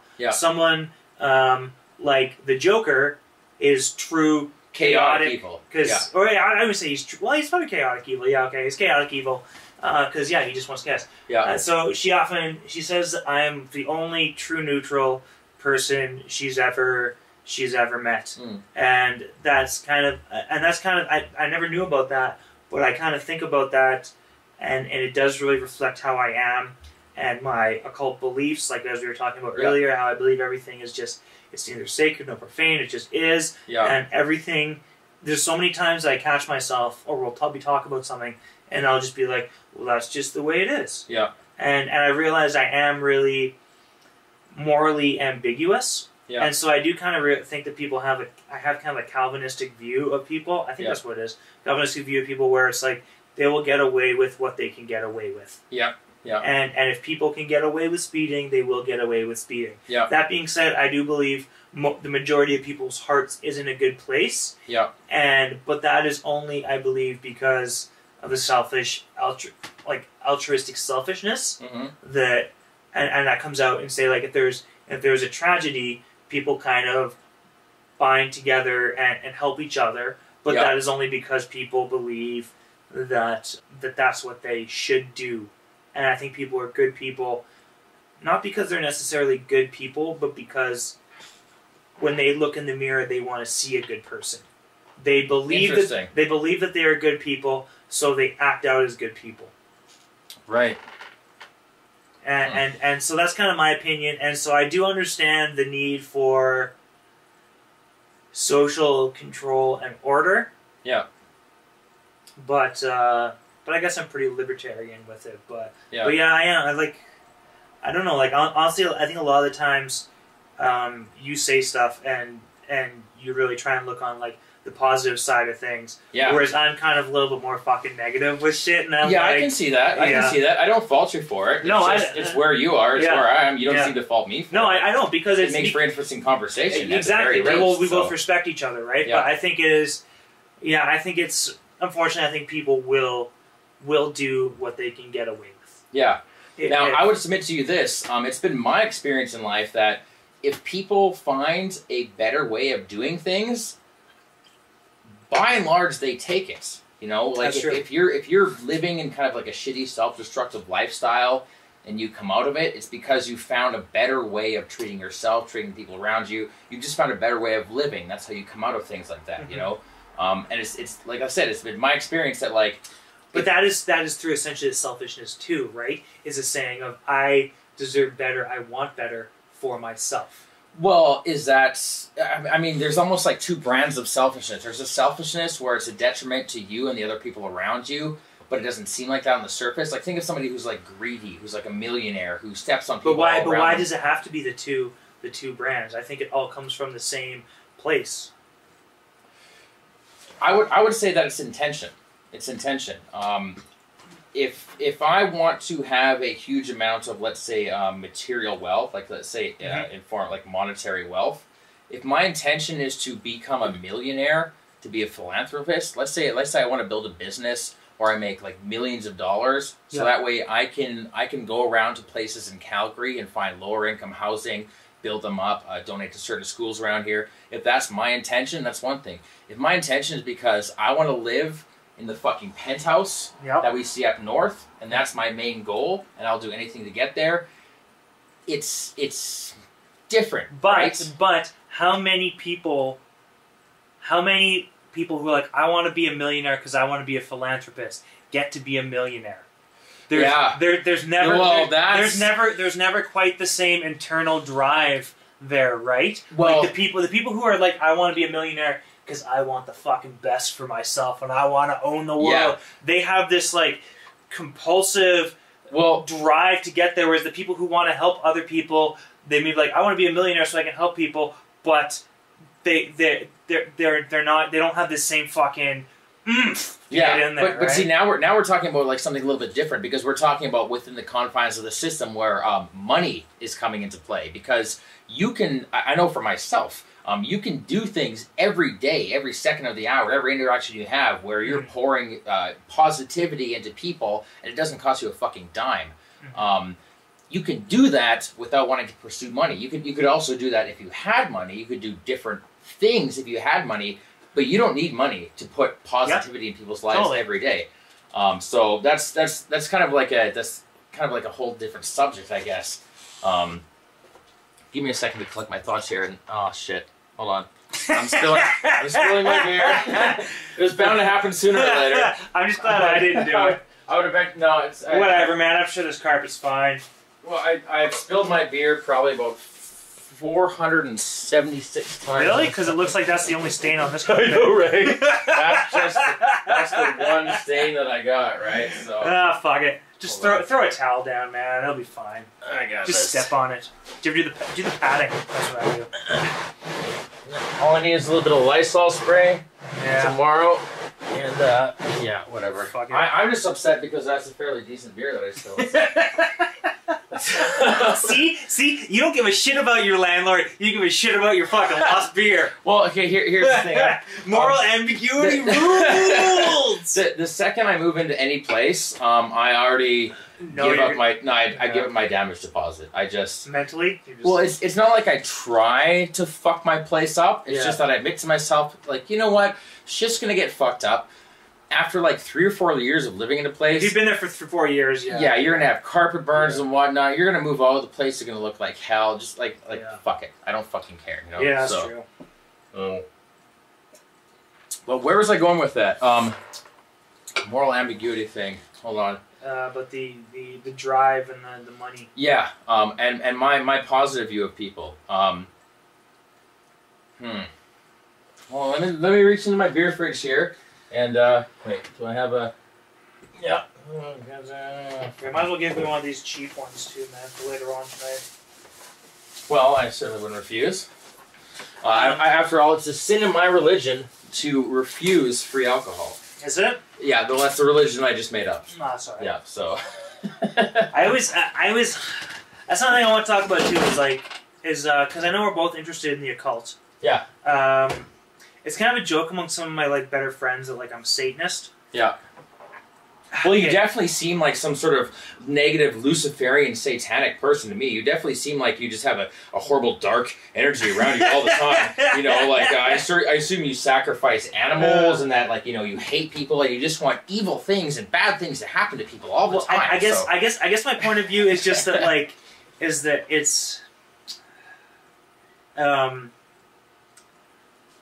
the way I like to think about it. Okay, if we're talking about the divine, and that's one of the things too. Is so we were both raised in a fairly Christian household. Very Christian. Well, yeah, mine was too. My mom was really Christian. Yeah. My dad is not. Yeah. So luckily, I had both sides there. But I mostly lived with my mother, and then I'd go to my dad's and watch Terminator 2, and then go back to my mom's and whatever, not be allowed to watch The Simpsons. Yeah. And so it was so I've had many years of the fear and the guilt and I just I don't want to be ruled by fear anymore.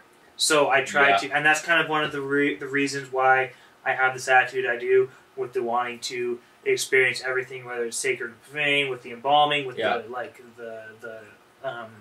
slaughtering animal, the whole thing, right? Yeah. Is it's all this thing of you know what, I don't want to. I've been told my entire life to close my eyes, not look at it. Yeah.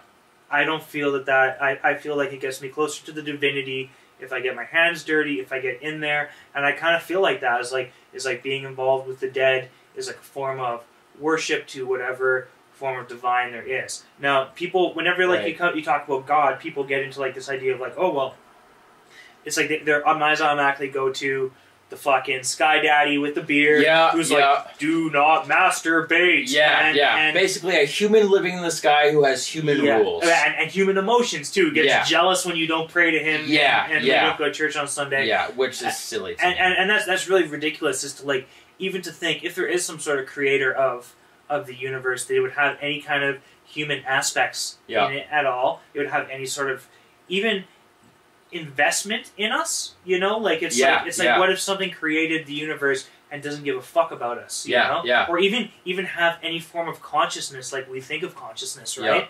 Like it might be totally outside. Well, it would be incomprehensible if you're gonna say that there's like a divine source, like I refer to it as like prime creator, or like the sphere, or like the lights. Like it would make sense to me that there is an incomprehensible source that maybe has always existed and separated off little fragments of itself and send it out there to create things to slowly come back to itself in an effort to understand itself. I mean, that makes sense to me, right? Like if I were to, let's say, make a piece of art and then sell it and then see what people had to say about it, I would understand something about myself and their perceptions of my extension of myself, you know? But like that original source of divine consciousness, from my perspective, would be basically incomprehensible unless I had woven my way back there through the cosmos. Until I'm joined with it again, it's incomprehensible. That's not to mean that I shouldn't try to understand it. That's not to say that I shouldn't try to acknowledge and accept that maybe this exists out there and try to understand and piece together my fucking life and universe. It's just to say that to speculate on the source of everything is... It's good to I don't think it's bad to do, but to say one way or another what it is the 100% stupid. That's like the stupidest thing. Like as one of my favorite comedians, Duncan Trussell, said, anyone who claims to speak for the creator of infinity is 100% stupid in my eyes. 100% stupid. And I hold to that as almost a divine truth, because how could you ever... I mean, if your consciousness is a fragment of something that is so large that it's the result of cosmos that you can't measure, for you to be like, well, here's what it wants.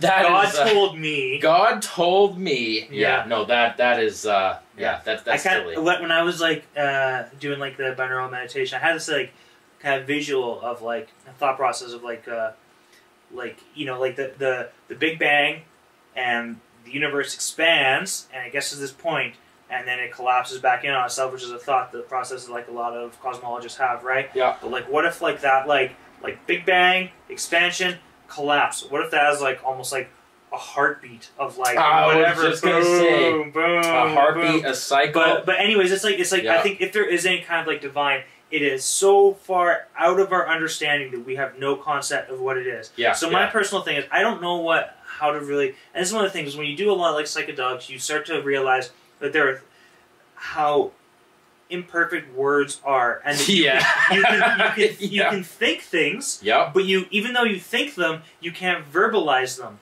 Same thing with feelings, thoughts. You can't verbalize thoughts, and it's so hard to fit these down into the boxes of what the words mean. And it's like I have these like feelings, I have these thoughts, and I can't make them fit into words and come out of my mouth and explain them to other people. And that's kind of like how I think divinity is, and so I don't really understand what my religion is, but one of the things I am really into chaos magic and like a lot of like kind of concepts of like the occult, and I have started practicing a lot of chaos magic in order to understand how the divine, whatever it is. And one of the things I like is concepts of like polytheistic religions, right? And you know, like these concepts of like Hindu divinity, where it's like all these different gods, but they're all aspects of one big, and representations of one big godhead. Right, Ganesh is just a representation. Just as my little pinky is not. It's my little pinky's still me, but it's not the whole of me. Right. I get exactly what you mean. And what I like is the problem I have with Christianity is it's this entire like idea of like there's God and He made everything perfect, but then Satan rebelled for no good reason, and now God loves us and He has total control of everything, but Satan hates us and Satan wants us to fucking do bad from God so we can come and fucking suffer with him in hell for all eternity because he hates us. This whole like good versus evil thing is a very juvenile, childish thought process. It's a very black and white it's very child thought process. And I like the concepts of like anytime there's like a polytheistic religion, they always have kind of like an underworld, like a demonic kind of like divinity, whether it's like the Mayans or the Hindus or any of these things. There's always like this underworld, this death god, and you know like and some things like, you know, Shiva, or like the female representation of Shiva, which is Kali, is like a very like demonic looking thing. But at the same time, that's just a representation of certain aspects of all divinity. Like Kali is a representation of time, it's of death, and so it's like the way I try to think of things, and that's one of the reasons I really got into embalming, was because I was like trying to make sense of my own religious, spiritual thought processes, and get in there, and like working with the dead is almost a form of worship. In these ways, just the same as I feel that like eating meat is like almost like a worship of like this life and death kind of, or even what you were saying before, abstaining from eating meat could be the very same thing. It is right. It is very much so. It's just a contrast. Right, it's the right hand path, left hand path, right? And that's the thing, is like this whole like concept of like, oh, God's good, the devil's totally evil. God wants you, loves you, the devil hates you, and he's lying to you. And it's like why is it not just two hands going to the same place and two ways to get to the same place? And that's the thing, is like, you know what, Kali is not evil. She's fearful. She's like, she represents things that we experience. Yeah, like, we experience, right? It's a manifestation. It's a what's an anthropomorphic personification, like an anthropomorphized, like a kind of like a deified version of processes that we all have within ourselves. And so like people like the Babas in India who worship Shiva aren't worshiping the devil, aren't worshiping evil.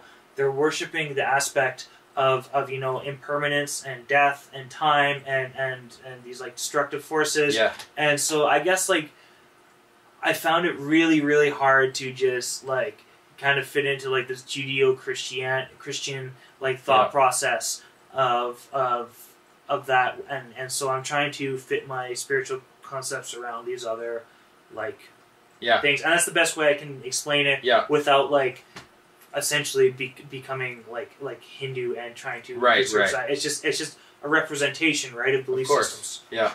So I would submit to you this. Okay, give me a second to like try to put this into words here. You think about it while I take a piss. All right, do it up. You guys are missing out on so much donkey porn right now.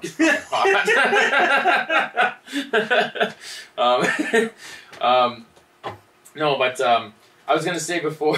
I'm gonna say so many things now. I was gonna say before, like, okay, if you were essentially like God, if you were your own God, or if you were God, or if you were in charge of some sort of moral compass over these lesser beings, like what could really be considered a sin? What would be the ultimate sin? Like, if human beings come to this place to have an experience and to live and grow and to suffer and have good times and bad times, like, what would be the only thing that would be a sin? Now, I'm borrowing this from somebody that I know personally, who's now living in an ashram in India, a wonderful, brilliant woman who is just, her eyes are filled with glorious happiness. She's the kind of woman who you sit next to her and her eyes smile even when her face doesn't. She is filled with something that is very real, and even though I don't follow the same spiritual path that she does directly, I can certainly not negate the fact that whatever she's following very clearly works. Yes. And I would like to think that there's perhaps different paths for everybody, that we haven't all come here for the same thing, that we don't all need to adhere to the same thing, but I think we can most certainly borrow from just about everything we see around us. But one of the things that came up in our conversations was that really the only real sin, the only real evil you could commit would be to take another's life before it should be taken. To end a person's experience. And I could maybe take it a step further than that. Like if you are actively trying to detract from a person's experience, like if you're conscious of that, if you're aware of that, and you're like, I want. What about ending your own experience? Well, I don't. With that, because I would almost say that would be a sin too, because if you're here to experience everything, you would have to experience the worst of it and suffering. But at the same time, I am very pro. But what if you came here? What if you came here to have an experience where it's like, like, what would it be like to live a lifestyle so bad that you would want to take your own life? Yeah. Like, what if that's what you wanted to experience? And that's a bizarre thing to say, because I would not wish for that experience on anyone. But if we're talking about some sort of astral spiritual beings who were here long before we ever came to this space, if you experience all these amazing things outside of this world, and you saw this planet where you can incarnate into a body and have an experience, that might be something you'd want to experience. If you live for 1 million years and have all these experiences, and you're like, I wonder what it would be like to be so sad that I wanted to kill myself, that might be a legitimate experience. So. I think the issue would be, though, is like, unfortunately, we all essentially end other people's experiences, and not people, but like other consciousnesses' experience, because unless you're like a Jain, like unless you like follow Jainism and you don't, because I mean, I honestly believe everything has a consciousness, even like from plants down to, I mean, a rock has a consciousness. It just it has the lowest form of consciousness possible. Yeah. So it's pretty much impossible, and that's kind of also goes back to my quasi-satanic philosophy that you can't. I don't think you can live this holy life where you're not. In order for you to live, you need to impose your will on other things, and you need to essentially destroy other things for you to live. Well, what if... And the basis of all religions is I'm not disagreeing with you. Is like minimizing that destruction to the least amount. Yeah. But I'm not disagreeing with you at all. But I guess I'm trying to quantify that with my own intentions and my own lifestyle. What if my intentions are always trying to help everything I see around me to grow in whatever best aspect I can? And I don't do a good job of it. My house gets in disorder. Some of my relationships and friendships don't go perfectly. But I have an intention behind it where my intention is that I always want everything to be built and growth, Yeah. Well, that should be how it should be, right? Yeah. Like only a true sociopath would actively relish in making things worse for others, right? Well, nobody's like that's the whole argument about nobody's ever truly evil. It's a very I don't know. I think sociopaths are evil. I could say that if you're a sociopath, like let's say maybe there's some genetic glitch in your mind where it just doesn't work the way it should. Maybe you could actually be truly evil. But I think that for the most part, like somebody who is doing evil things, usually in their mind they don't think like I'm evil. Ooh, I'm an evil supervillain. I'm doing evil things. This is something that Spoonie brought up from Spoonie Experiment with his character Dr. Insano. He's like, it's a very bizarre character because like nobody really believes that they're evil. Nobody wants to do evil. In their mind, they're doing what's good. You look at any sort of comic book supervillain, and they're like, I need to rule the world. Like Doctor Doom is a great example, and I've only recently learned this about the Doctor Doom character. But in one of the canon series of Doctor Doom in the Avengers, he actually takes over the world and makes it into utopia by bending everyone to his will. Yep. And in his mind, he's like, this has to be done. I have to take away people's free will to make this into utopia, and that's a hard thing to argue against because it's like, well. Everyone's that's kind of the thing is like I think free will is a really heavy thing, and I think people are happier when they do submit, and that's just everything. People when people decide not if people are forced to submit. If people are forced to submit, they're not going to be happy. But if people decide to submit to whatever religion, to whatever, a dominant sexual partner, whatever the fuck. If you decide to submit to it, you will be happier because you know where that comes from? You know where that comes from? That comes out of trust. What do you want? And that trust comes through love. And like if you have a dominant sexual partner and you want to be a submissive, if you know for a fact, an undeniable fact that they love you and you can fully trust them, then anything goes. And I could say the same for like a parent. I could even go so far as to say the same for like an elected representative. However, unfortunately, we don't have examples of elected representatives living exclusively for the people and not for themselves. But ideally, you would have a government where it's like, well, I don't care what I'm getting paid. I don't care if I'm elected again. All I want is the best for the people around me. You know. And it's again, it's not black and white, but. If you channel everything through the focal point of love, like a selfless concern for the betterment of other people, where you want people to grow, not the fact that you want people to grow in your own image or in your own way, but you recognize the fact that everyone around you is where they are, and you just want them to be a better person, like just who they are. You want them to be a better them.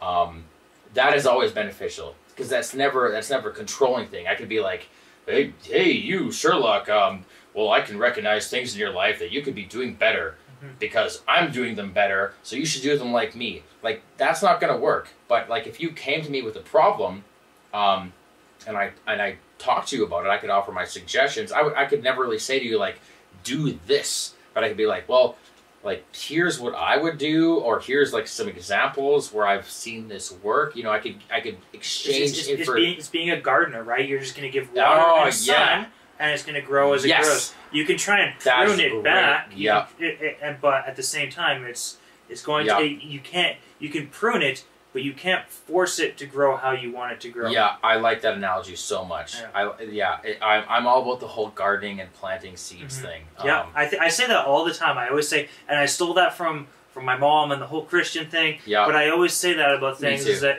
I'm planting seeds.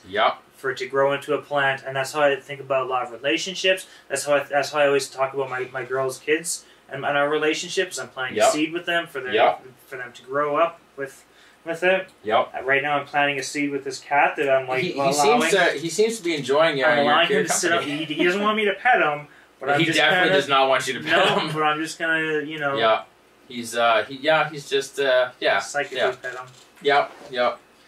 him. An analogy I like giving these days is I see a lot of people. I'm a fucking Facebook whore. Like I'm a Facebook whore. I've seen you whore yourself out on Facebook. I'm on Facebook all the time. Like, seriously, you're like, yo, 200 likes and I'll show you my titties. Yeah, pretty much. The thing is, everyone's already seen my titties, but I just want more people to see my titties. So, but no, honestly, I use Facebook to keep in contact with a lot of people who I feel are important to my life. So, but whatever, that's neither here nor there. I always see these kind of like divided camps on social issues. Like, for example, vaccines. You're either for vaccines, you're against vaccines. I want to talk about that. Yeah, or you're in favor of abortion, or you're against abortion, or you're Republican or Democrat, and this and that. And I hate that division so much. And the analogy I give people is like okay, let's say, just pick any issue. Let's say vaccines. Oh, I'm in favor of vaccines, and I see people out there who are against vaccines. And I see those people as less than me, lower than me. They don't understand. They don't get the science. They're a detriment to their own lives. They're a detriment to my life. But like, what I see coming out of this camp isn't it's not an attempt to try to explain to people like in a loving way. Like if you came to a child and you were like, well, here's how it works. Like I gotta impart something to you. Like I gotta explain to you how this works. I don't see that. What I see is like people making fun of each other. I see like things anti-vaxxers say. These people are assholes. Or things government sheep say. Look at these fucking sheeple saying all this fucking shit. I see like this basically hate mongering going on either side, and that doesn't work. And the analogy I give is like everyone is growing. Every single fucking person you see around you, regardless of whether or not they agree with your line of thought or reasoning. They're all like trees in a field. We're all growing towards the same source. We're all doing our best to grow towards sunlight, the source, that whatever it is. That I can say all sorts of things about that. So if you're a farmer, the light from which we came. If you're a farmer and you're looking out across your orchard and you see like a few trees, and they're kind of growing scraggly. And you see a bunch of great trees that are growing great, and they're bearing all sorts of fruit. And you see all these other trees, and you're like, oh, those trees look kind of scraggly. Do you go out there and just be like, fuck this, and you chop them fucking down? Do you just fucking chop those trees down or fucking end their life and just like, fucking, I'm gonna fucking cut into you. Fuck you, you're not growing right. Fuck you, I'm gonna fucking chop you down. Fuck you, fucking trees. If you're any kind of reasonable farmer, you're gonna be like, well, these other trees over here are growing just fine. So that means I have energy to put towards these other trees and be like, how come these trees aren't growing right? What the fuck is going on? Is there some like worms around the base of it? Is the soil not, you know, getting enough nutrients? Are they not getting enough sunlight? Maybe I can move some of these branches out of the way so that, you know, the leaves get more, you know, energy from the sun. Like, if you're a farmer and you want to grow as much fruit as possible, do you go into your field and see trees that aren't growing well and just chop them right down? Or do you think to yourself, how do I help these trees grow better? Yeah. And that's what I would really like people to take from any of my words, like to see people who are like, well, this person thinks differently than me. In fact, this person thinks opposite to me. But maybe I have something that can actually help them grow. Not grow to think exactly like I do, yep, but to simply grow. It makes more sense. When we were talking, when I mentioned earlier about the moral panics of the past, I think one of the current moral panics is like this, like the feminism and like it's like the rape panic, right? Of like the feminism is a lot in the news and the current consciousness, and not just like feminism like equality, but like what feminism has now morphed into, right, which is like this very, very divisive thing, where even feminists don't agree with what feminism is. Yeah.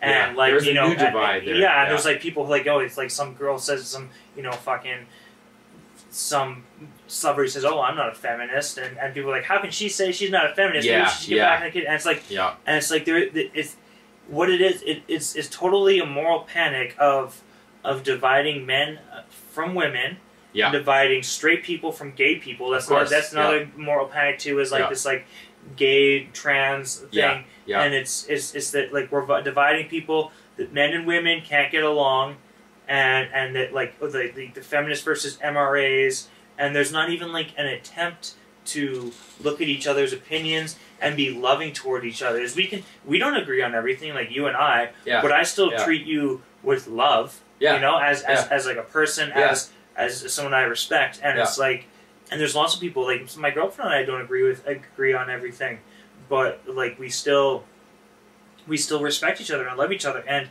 it's like it's just this like, and that's one of the things is like as I've grown older, I've started getting much more conservative with things. Like I was a liberal when I heard this quote and it was like if you're a liberal, wait 10 years and you'll be a conservative without changing anything. Right. And it's like I really have like noticed this shit that like, you know, conservatives might say some like nasty things, but like if you're against what like the left is saying, they're like, ooh, we should fucking die, and ends up in a gutter. And it's like this like sublimated rage of like, oh, well, if you don't believe if rape culture exists, maybe you should get raped. How would you like that? It's like, and it's like it's just division. It's just dividing everyone and like hating people who don't have the same like opinions. Yeah. Like if you say I don't believe gays should get married, shit, I met gay dudes who say I don't believe gays should be allowed to get married. Yeah. Does that mean that they should be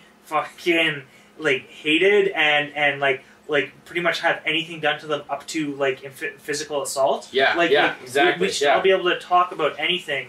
And without resorting to the angry attacks and condemnation. Exactly. I personally think that I kind of blame the internet too, because it's just like this gut thing of like fuck you, I hope you die, you don't agree with me. Yep. You know? Yeah, I was gonna say, like, I have no problem with anyone getting married regardless of their genders. I have no problem with that. However, I was talking to somebody who said like, I don't believe in gay marriage. I wouldn't tell them that, fuck you fucking asshole, how fucking dare you say that. I would try to understand them. I would try to understand, like, well, why do you think that? Like, where does that thought come from? I would want to treat them exactly the same way as I would treat somebody who thought the same way as me. And this is something that I really want to strike home consistently in videos that I make, in podcasts that I make, is that I really think the next stage of our human evolution, of our human species evolution, is learning how to treat people who think differently than us the same as people who think the same as us. Because, I mean, that's difficult to do. That goes against all our natural inclinations. And I get that there's a line you have to draw. There is a line that you have to draw. But by and large, we don't even acknowledge that there's any possibility of doing that. And, like, I have some people on my Facebook friends list who think very, very differently. I saw, man, there was that guy who got into that thing when I was commenting on it. Yeah. And he was really intense. Yeah, he was. And, like, you know, I could block people like that, so I could delete them. And I kind of thought, I was like, how come Johnny's not blocking this guy? Yeah, exactly, right? And I can tell you exactly why. It's because I want to keep people like that in my life to challenge myself. Because I want to learn how to... A lot of people don't want to be challenged. Yeah. But I want to learn how to, like, I mean, I got some people who say things where I'm like, what the fuck, dude? But I want to learn for myself personally how to be able to interact and treat people civilly who think very differently than me. Because if I don't do that, then it's just division. It's just division. Because, like, there's a guy that I used to do podcasts with, and I don't mind saying his name, Ben from Canada. Fucking, dude, if you're listening to this podcast right now, I fucking love you, man. I hate Ben from Canada. Fuck that guy. No, fuck that guy. He's an asshole. But no, we did a whole bunch of podcasts together. Like, we connect on shit like movies and comic books. You know, we like the same fucking, like, nerd bullshit. You know. Yeah. When it comes to, like, certain political ideals, we have very different, you know, opposing ideas. But the thing is, I think to myself, I'm like, well, I kind of got a choice here. I could be like, well, fuck that guy because he doesn't think the same way as me on this thing. Or I could be like, well, this guy's awesome because he does think the same way as me on this thing. You know, like, we like a bunch of the same shit. Like, it kind of comes down to, like, my choice. Like, am I really going to let this person's certain thoughts interrupt that? I don't know. Well, here's the thing is, I have a lot of thought processes because I don't like to buy just into ideologies. I like to think. Can I try to swig of that? Yeah, go for it. Let's pour yourself a drink first. Here, do you want a glass? Sure. Yeah, it's actually pretty good. It's just a little one I gotta drive. Yeah. But I kind of have a real. I like to think Oh, that's plenty. I like to think politically correct thoughts because it challenges me, and I like to challenge myself and where my beliefs come from. And I have a lot of beliefs or thought processes that if other people heard them, and even by my own, like, admission, are racist, sexist, and homophobic. That being said, even though you're aware of your own internal processes. I am aware of them. And to be honest, I don't think there's anything wrong with having these thoughts and beliefs that are racist and sexist and homophobic. If you're aware of them. Because the reason I feel okay with it is because I don't have any malice or hatred for any of these people. Right. I don't believe that, like, I'm a better person than them. I don't believe that, like, they might not agree with what I'm saying. Or other people might not agree with what I'm saying. But at the end of the day, man, have you ever read the Unabomber Manifesto? I haven't, no. I highly recommend it. It's like maybe 100 pages or something like that, maybe less. Ted Kaczynski, the Unabomber, everyone obviously knows who he is. I think it's called Society and Its Malcontents, or something like that. Or just the Unabomber Manifesto. Yeah. Really amazing essay, and he's really against kind of like liberalism and the left, and his main thought process is that, you know, all these people are fighting for these things where it's like, you know, we're fighting for, like, and this was written years ago. He's like, oh, well, you know, like, and it still fits today with the ideas of, like, gender neutral bathrooms for public spaces so that people who are transgender, and that including people who are agender and bigender and omnisexual panda fucking whatever. It's these things are, in the grand scheme of things, even though these, like, represent people's, like worlds, because that like it defines them almost. Yeah. We're a giant entity, and this entity is being so fucked right now through all these things of technological slavery and the way everything is going. And he wrote a really amazing little short story that's like 2 pages long, and it's called The Fool's Ship, and it's all about like this ship that's fucking heading for an iceberg, and people are saying this one person's saying, well, this guy doesn't get paid as much as me, and this other guy's saying, well, you know, this guy's making fun of me for being gay, and this guy's saying, well, this guy got more food than me, and it's like all these things are very minor when the fact that they're heading for a fucking iceberg, and yes, everyone deserves to be treated with respect. Yeah. But people are politicizing their identities too much when everyone's identity is a human being. Yeah. And that's the thing. It's like you know what? Yeah. You're not an omnisexual, feminist, queer, transgender, queer, 1/8 native, fucking furry. Yeah. You're not that. You're a human being. We are all. And the fucking redneck from Tennessee, and the fucking Dutch Afrikaans dude from South Africa, and the Chinese guy from Hong Kong are all the same thing that's being kept separate. Yeah, you see it. And our fucking spaceship is headed for a fucking iceberg. Yeah. And we're arguing over fucking words. Yep. We're arguing over words. We're arguing over name calling. Yep. Now, I'm sure plenty of people listening may have at first thought, like, what, you're talking about a Unabomber's manifesto? I'm not going to listen to any of that. None of that. That guy did evil things. That's neither here nor there. That's the thing we're talking that's the thing. about. You know what? You shouldn't be mailing bombs to people and blowing their fucking hands off. That is a fact. Obviously, yeah. But that doesn't mean that he fucking didn't. That doesn't mean that he didn't have insight into the world. And it's a very, very insight. I highly recommend reading it because it's really cool. And that doesn't mean that you know, we can't have that doesn't mean like a perfectly sane person who would never harm a fucking fly couldn't have the same insight. And I agree with you 100% about how we get caught up in these small, tiny, slight little, strange, stupid little differences when we're on the same rock. Like I see us as like an infant species, like a baby species, where you got a couple of kids in a crib and they don't want to share their toys and they're fighting amongst each other and they stay in that crib. And here we are, we're still on Earth. And here's this thing, and it goes back to my quasi-satanic fucking like sacred profane concept I keep going back to, is that everyone has negative to them. Everyone has everyone hates, everyone feels anger and rage, and pretty much everyone treats their ideological opponents as enemies and has people who they believe are their enemies. And the thing is some people are very, very overt about it and violent, and some people who are pacifists, and you can't see but I'm doing air quotes, those are the people who sometimes have the most anger and hatred towards people, and they wish harm on these other people, but they're not going to do it because they're pacifists. They just wish someone else would fucking hurt these people. And that's the thing. You see that on the internet all the time. And that's the thing. This whole like MRA feminist, like women versus men thing is, yes, men are violent. Women are violent too, but women are violent in an entirely separate way. And we're both equally violent, hateful human beings. Nobody has the monopoly on douchebaggery. Women are not innocent. Women are human beings.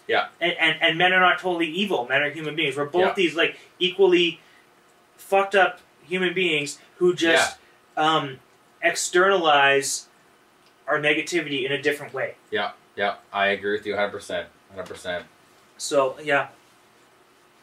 and then that's kind of one of the things I have a problem with is like I can at least trust someone who is like outwardly honest about their hatred and their maybe a little bit abrasive, their violence, bit, you know. Whereas people who kind of hide it behind the flashy, the surface, the veneer is I don't trust. Dude, I have that experience in my daily life because like I personally, like you said, like I come across as somebody who's peaceful, unantagonistic, you know, and I have every once in a while I'll have somebody who will actually hate me because they assume that I'm false. They assume that like I'm being insincere. I've had people on Facebook being like, "Oh, you think you're some enlightened douchebag," and when that comes across to me, like it's shocking to me because I'm like, no, no, man, this is actually what I feel. Like I thought I was trying. Like, sometimes you might say something, and I might be that's a little bit cheesy, but I never doubt your sincerity with it. Well, that's the thing. I'm sure I say plenty of things. Yeah, I'm sure I say plenty of things that are cheesy, but. You know, if you're ever in question of that, you're obviously intelligent enough to be able to look into me to see if it's sincere or not. If it isn't sincere, then that's how it'll be. If it is sincere, then that's how it'll be as well. You know, like I try to just maintain my focus on what my intention is. The interpretation of my intention, I don't have any control over that. What I have control over is my own intention. So as long as I know my heart is in the right place, even if I say something maybe naive or silly or stupid, I'm not above, you know, having somebody respond to me with some feedback and me being like, oh, shit. Well, everyone processes it through their own filter, too, right? Through their own filter of their thought processes. And that's a really hard thing, too, is to just be blank and just accept what people are saying, accept this information without filtering it through your own experiences, your own thought processes. Yeah, it's super hard to do that. I don't think I even do that. Yeah. Like we all do. We all filter it through that, and that'd be really interesting actually to like see the world as like a blank, you know. And I used to do when I was younger. When I was younger, I really did not like myself.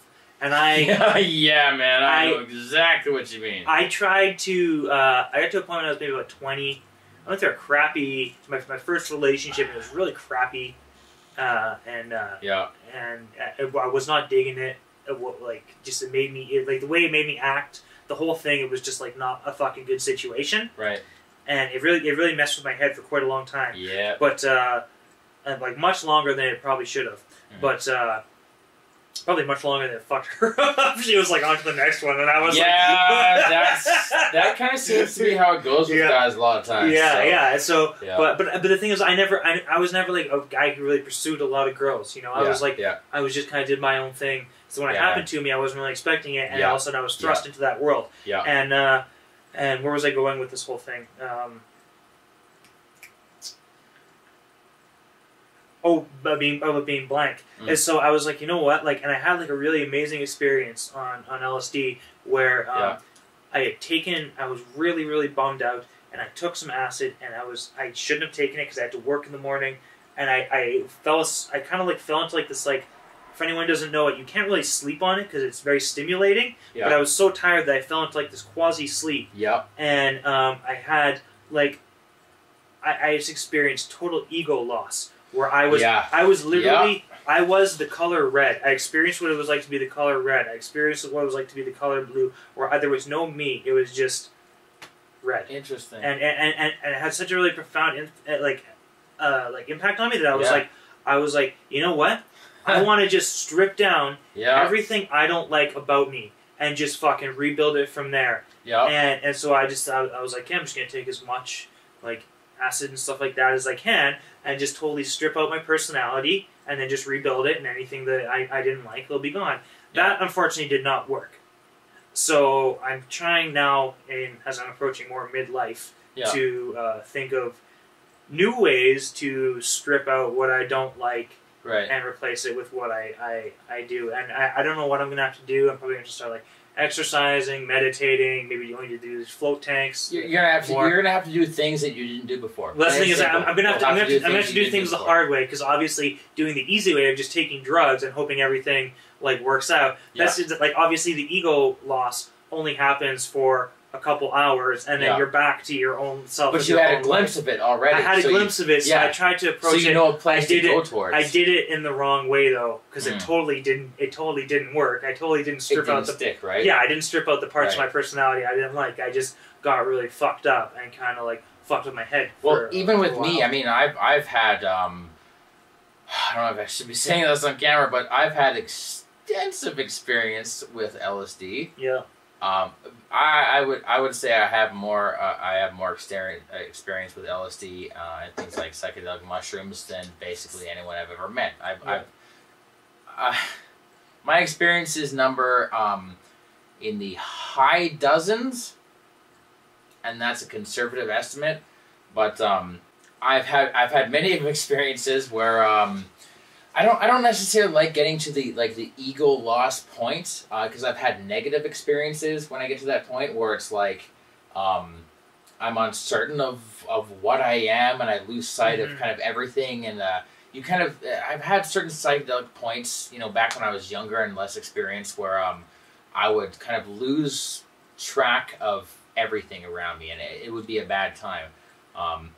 And in my recent years, in my adulthood, in being a person who I enjoy more, and somebody I respect and admire, somebody who I like being, somebody who I can look at myself in the mirror and be like, yeah, I like that. That's the person I want to be. Oh my God! Quit stroking yourself off here. No. I'm just dude. You have no idea. I get it. It took me like 30 fucking years of my life to even get to there. The point where you actually like yourself. Yeah, I get even in like the slightest point at all. Yeah. Like at all. Where like before I could convince myself of it, but there is never any true acceptance of it. But you did it through essentially being. And that's kind of like the selfish altruism is by doing good works, you made yourself feel good, essentially, kind of, right? Essentially, yeah, but I didn't understand what I was doing at first, and psychedelic drugs definitely played a point in that, because I could maybe be in a kind of a negative frame of mind. I could take a lot of LSD, and it was almost like it would sort of reset me. It would almost kind of like my mind would be spinning around like a fucking wheel, and I would take a whole bunch of LSD, and it would kind of like, after an insane experience, it would be like, okay, I'm going in this direction now. I forgot that this is the direction I was going in. Like all these things sort of line up in my head, and I would come out of the experience the next day with new direction. And I mean, again, this is kind of what we were talking about before, about how drugs can be used for recreation. I could take some LSD or some mushrooms and watch South Park all day, or Adventure Time and watch some wacky cartoons, or play some video games, or just listen to music, or wander around the forest and just have some wacky, goofy time. The contrast to that is that sometimes I can actually really get things done. Psychologically, yeah. Like I can have like a mess inside my fucking head, inside my fucking soul, where I can put myself into this altered state of consciousness and align myself with a direction that I should be going in, that I feel is the right direction I should be going in. And when I come out of the trance, when I come out of the high, when I come out of the chemical altered state of consciousness, it's still there. I still know that direction. I still have these thoughts. I've noticed in a lot of like your posts on Facebook and stuff like that, you do have this kind of this unified kind of like we're all kind of one. Like there's no duality kind of like aspect to a lot of your things, and I'm real striving for feeling connected to people, right? And removing the separation. Yeah. It is pretty obvious. Yeah. Because I mean, like, to me, separation is always a problem. And to me, like the closer you get to somebody, the less problems there are. Because like a simple example is like if you have like a friend and you have some arguments over the internet, and you sit down with them and you talk with them, and it usually doesn't take very long for you to be like, oh, well, that's what you meant? Oh, shit. Oh, I'm sorry, man. It's usually simple like that. Like, the closer I see people come together, the better things I see being done. And it almost seems like everything around us is almost like hell fucking bent on keeping us apart from each other. Like, for example, I don't know any of the people who live in my building. I live in this little box. I don't know any of the people who live in my building other than my landlord. And don't get me wrong, I like my little box. It's very comfortable. I like my little section of Calgary. And I don't think there's necessarily anything inherently wrong with living in sort of having your own private space. I think that's perfectly fine. But at the same time, it's strange to me that like there's somebody who lives like if I could see through the wall right now, he would be sitting on his couch maybe like 30 feet away. Yeah. And I have no idea anything about his life. You know, I have no idea if I could be a benefit to his sort of lifestyle or you know, like we have this weird disconnect with each other, all of us, and our media and our culture like really like on a global scale really pushes that, where we have like borders and countries and like wars and conflicts, and it's like have you ever had anything good come of you like you arguing with anybody? Nope. Yeah. Yeah. Well, exactly. no, that's not true. I have because sometimes arguing leads to conversation, and then that leads to mutual understanding. Yeah. Like, sometimes my girl and I will get into an argument, and then after it's calmed down, we kind of start communicating more. Yeah, yeah. And sometimes you do have to stand up for yourself. Sometimes you have to set boundaries. Mm-hmm. Sometimes somebody is simply not going to be as accommodating as you are, and you have to be like, this is how it's going to be, or it's not going to be at all. You know, like that's where we are right now. But it just seems weird to me that like we're in this world where like it's almost like we all understand that like if we all got along with each other, we could. That's my air freshener up there. We're in this world where it seems like we all kind of, anyone I talk to, they all kind of have the same opinion where it's like, yeah, if we all got along, that'd be great. And yet we don't really know how to do that yet. You know, like we're all still fighting against each other, and it's usually on very petty things. It's usually like I could be sitting here talking to you, we could be best friends, like, yeah, let's play some fucking Street Fighter 2, let's play some Mario 3, and it's like, how do you feel about vaccination? Like, well, I'll never get my child vaccinated, and I'm going to be like, unbelievable, what the fuck are you talking about? You're not getting your child vaccinated, so you're saying that you want my child to get sick, you know, and then... If you went and you told my girlfriend right now that you didn't believe in vaccinations, she'd be so freaking pissed off. Yeah, and it's like I get where she's coming from, because that is an aspect of her life that she spends so much energy on, is like medical, like going through medical school and stuff like that, and nursing school. But it is true, right? Like it's what it comes down to is it does divide us. And what it comes down to is when you're conversing with somebody who has an opposing opinion or a viewpoint, are you going to have a conversation or an argument? Mm-hmm. Because when you argue, you're saying, I'm right and you're wrong. The other person is saying, I'm right and you're wrong. And there's no exchange. It's a battle. It's a fight. And one side is victor or loser. And even if one side is victor or loser, like nothing has changed. It's the exact same thing. To me, I never want to have arguments. I only want to have discussions where it's like, here's what I think. I'll give that to you. You can give that back to me. We'll converse. We'll exchange information. I actually I have something to say about that. And I read something quite a few years ago, probably a decade ago, when I started getting into this stuff about meditation, and it really brought it up because, like, you know, I come from this like church, like, you know, Christian background where it's like, you know, prayer is such a big thing, but like, meditation is like this horrible thing that's going to let demons into your mind. Same here, man. And the thing is, I thought about it. I read this thing that really woke me up. That said that your brain operates on two different functions, essentially. And it's talking or listening. And meditation is essentially quieting your internal monologue, right? So that you're no longer, that internal monologue is no longer talking. If you're talking, you can't listen. Yeah. So if you're constantly talking, how do you ever listen to stuff? You need to stop the internal monologue, you need to stop your external monologue, and actually listen, process information. Yeah. Otherwise, it's just constant monologue with everything, and that's very true, right? Yeah. Yeah. 100% is. Yeah. I just I abhor arguments so much, and this is coming from a place where like I used to be like the prime. We spend a lot of time on the internet, so fucking. Dude, the internet is so great, but at the same time, it's so fucking bad, man. Yeah, it's just sort of a magnifying lens, you know. Yeah. Like you can see the best in people, you can also see the worst in people, and sometimes I have people call me like a moron, and it's just like but like I'll say something on like a YouTube comment, and someone's like, "You fucking moron!" It's like, dude, if I said this to your face, like, you wouldn't call me a fucking moron to my face, like, yeah, like, exactly. Like we're listening to the same music video. Obviously, we like the same rapper. Yeah, and exactly. I'm saying one thing that you dislike, and I'm a fucking moron because, like, yeah. Like, I actually thought he rhymed that perfectly good. Yeah, faggot. Yeah, totally.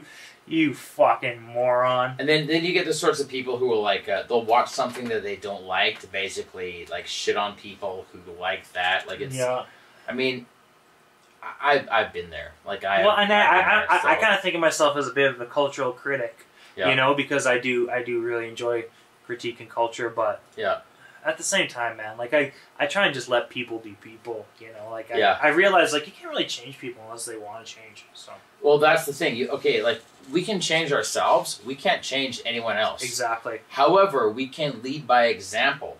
And if you're living your life in a certain way, and somebody sees that and they're like, "Huh, that seems a little bit better than what I'm doing." That actually, he seems like he's actually pretty happy. Yeah. I don't really get what he's doing, but like that seems like a kind of. Maybe I want to know more about that.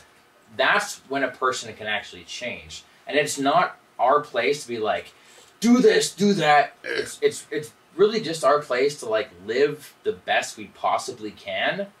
And if it's something that somebody else could benefit from, they're going to. They will make the choice themselves to do that. We don't have to make that choice for them. We don't have to go out there converting people to the religion. That's the drug war, right? You can't force people to be good. Yeah. People can be good of their own volition, or they cannot. But you can't force them. You can't threaten them, and you can't give them ultimatums. Yeah. Yeah. If you do this, you're going to go to jail. That's your ultimatum. Well, they're going to do it and hope they don't get caught. Exactly. Yeah. It's like, well, I still want to do this, and I'll probably be able to avoid jail from it. So yeah. Sorry, what? Dude, you gotta start watching Rick and Morty, man. If you haven't started watching it yet. I really have to. I've seen, I think, like the first 1 or 2 episodes. Yeah. I love those top, what do you call those games? It's like a top-down shooters. Yeah, like top-down shooters, yeah. Anyways, yeah, dude, Rick and Morty is unreal. Probably one of the best shows I think I've seen. Yeah, kind of like loosely Back to the Future kind of inspired. It's really vulgar, though. Yeah. Vulgar. Yeah, vulgar and trippy as fuck. Yeah. I do love my vulgar and trippy as fuck humor. So, all right. So, outro. Podcast outro. So how do we tie this whole tangled web together? I suppose we probably don't really tie it all together. I suppose we could probably almost just leave this up into the next time that we podcast, because I would really like to ask you, certain questions like, you got into embalming, you got into that whole sort of aspect of dealing with dead bodies and dealing with death and whatnot.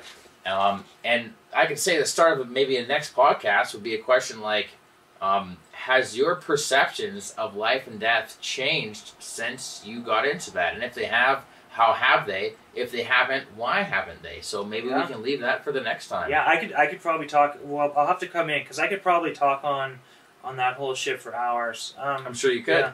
Yeah, I think like pretty much it's kind of crazy that we didn't really even have like a concept like written down, or we didn't even really agree to talk on anything.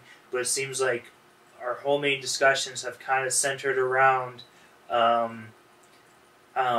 this kind of like everything, like the experience of the individual as separate from the entire every other individual. Whereas I'm pretty sure both of our beliefs is that everyone is connected, we're all one, and it's kind of how and everything we've touched on, from like conflict to the drug war to all this stuff, is all just about being separate and trying to be more connected. Yeah, being separate and being connected, and trying to police others into behavior that we feel we should be. Yeah, I don't know. Yep. I personally like that organic process. That's how I like. Yeah. That's how I want these podcasts to go. So yeah, it's fun. Yeah, it's good. Yeah. Yeah. Maybe next time we'll do like a video or something. Yeah, I could dig that. Man. Yeah. Well, anyways, I guess we'll end it here for. I guess maybe this is the first official Third Voice podcast. I'm not really sure. I got a couple other things recorded. We'll see. We'll see what we fucking post. Anyways, guys, I hope you enjoyed this, and look forward to the future where I will most likely get exceedingly drunk and maybe even ramble on myself for hours on end without the added entertainment of a wonderful human being who I truly love and respect. Oh, Mr. Sherlock. Mr. Sherlock, who, how have I not had you over here before until now? We're both busy, man. Yeah, just fucking life, man. I suck at socializing. It's hard, dude. I socialize with anyone, yeah. Yeah, man. I just, you know, like, I guess just, you know, being on Facebook and seeing a message here and there is, like, enough for me. And just, I cloister myself in my fucking apartment game and fucking paint, play guitar, and fucking shit. But, yeah, I'm so introverted, I don't like going out. You want to go get a slice of pizza, man? I'll buy you a slice of pizza. I could dig that. I'm pretty fucking drunk, but sure. Why not? Man. All right. That's cool. All right. All right. Well, all right. Podcast over. Thanks for listening, guys. Hell yeah.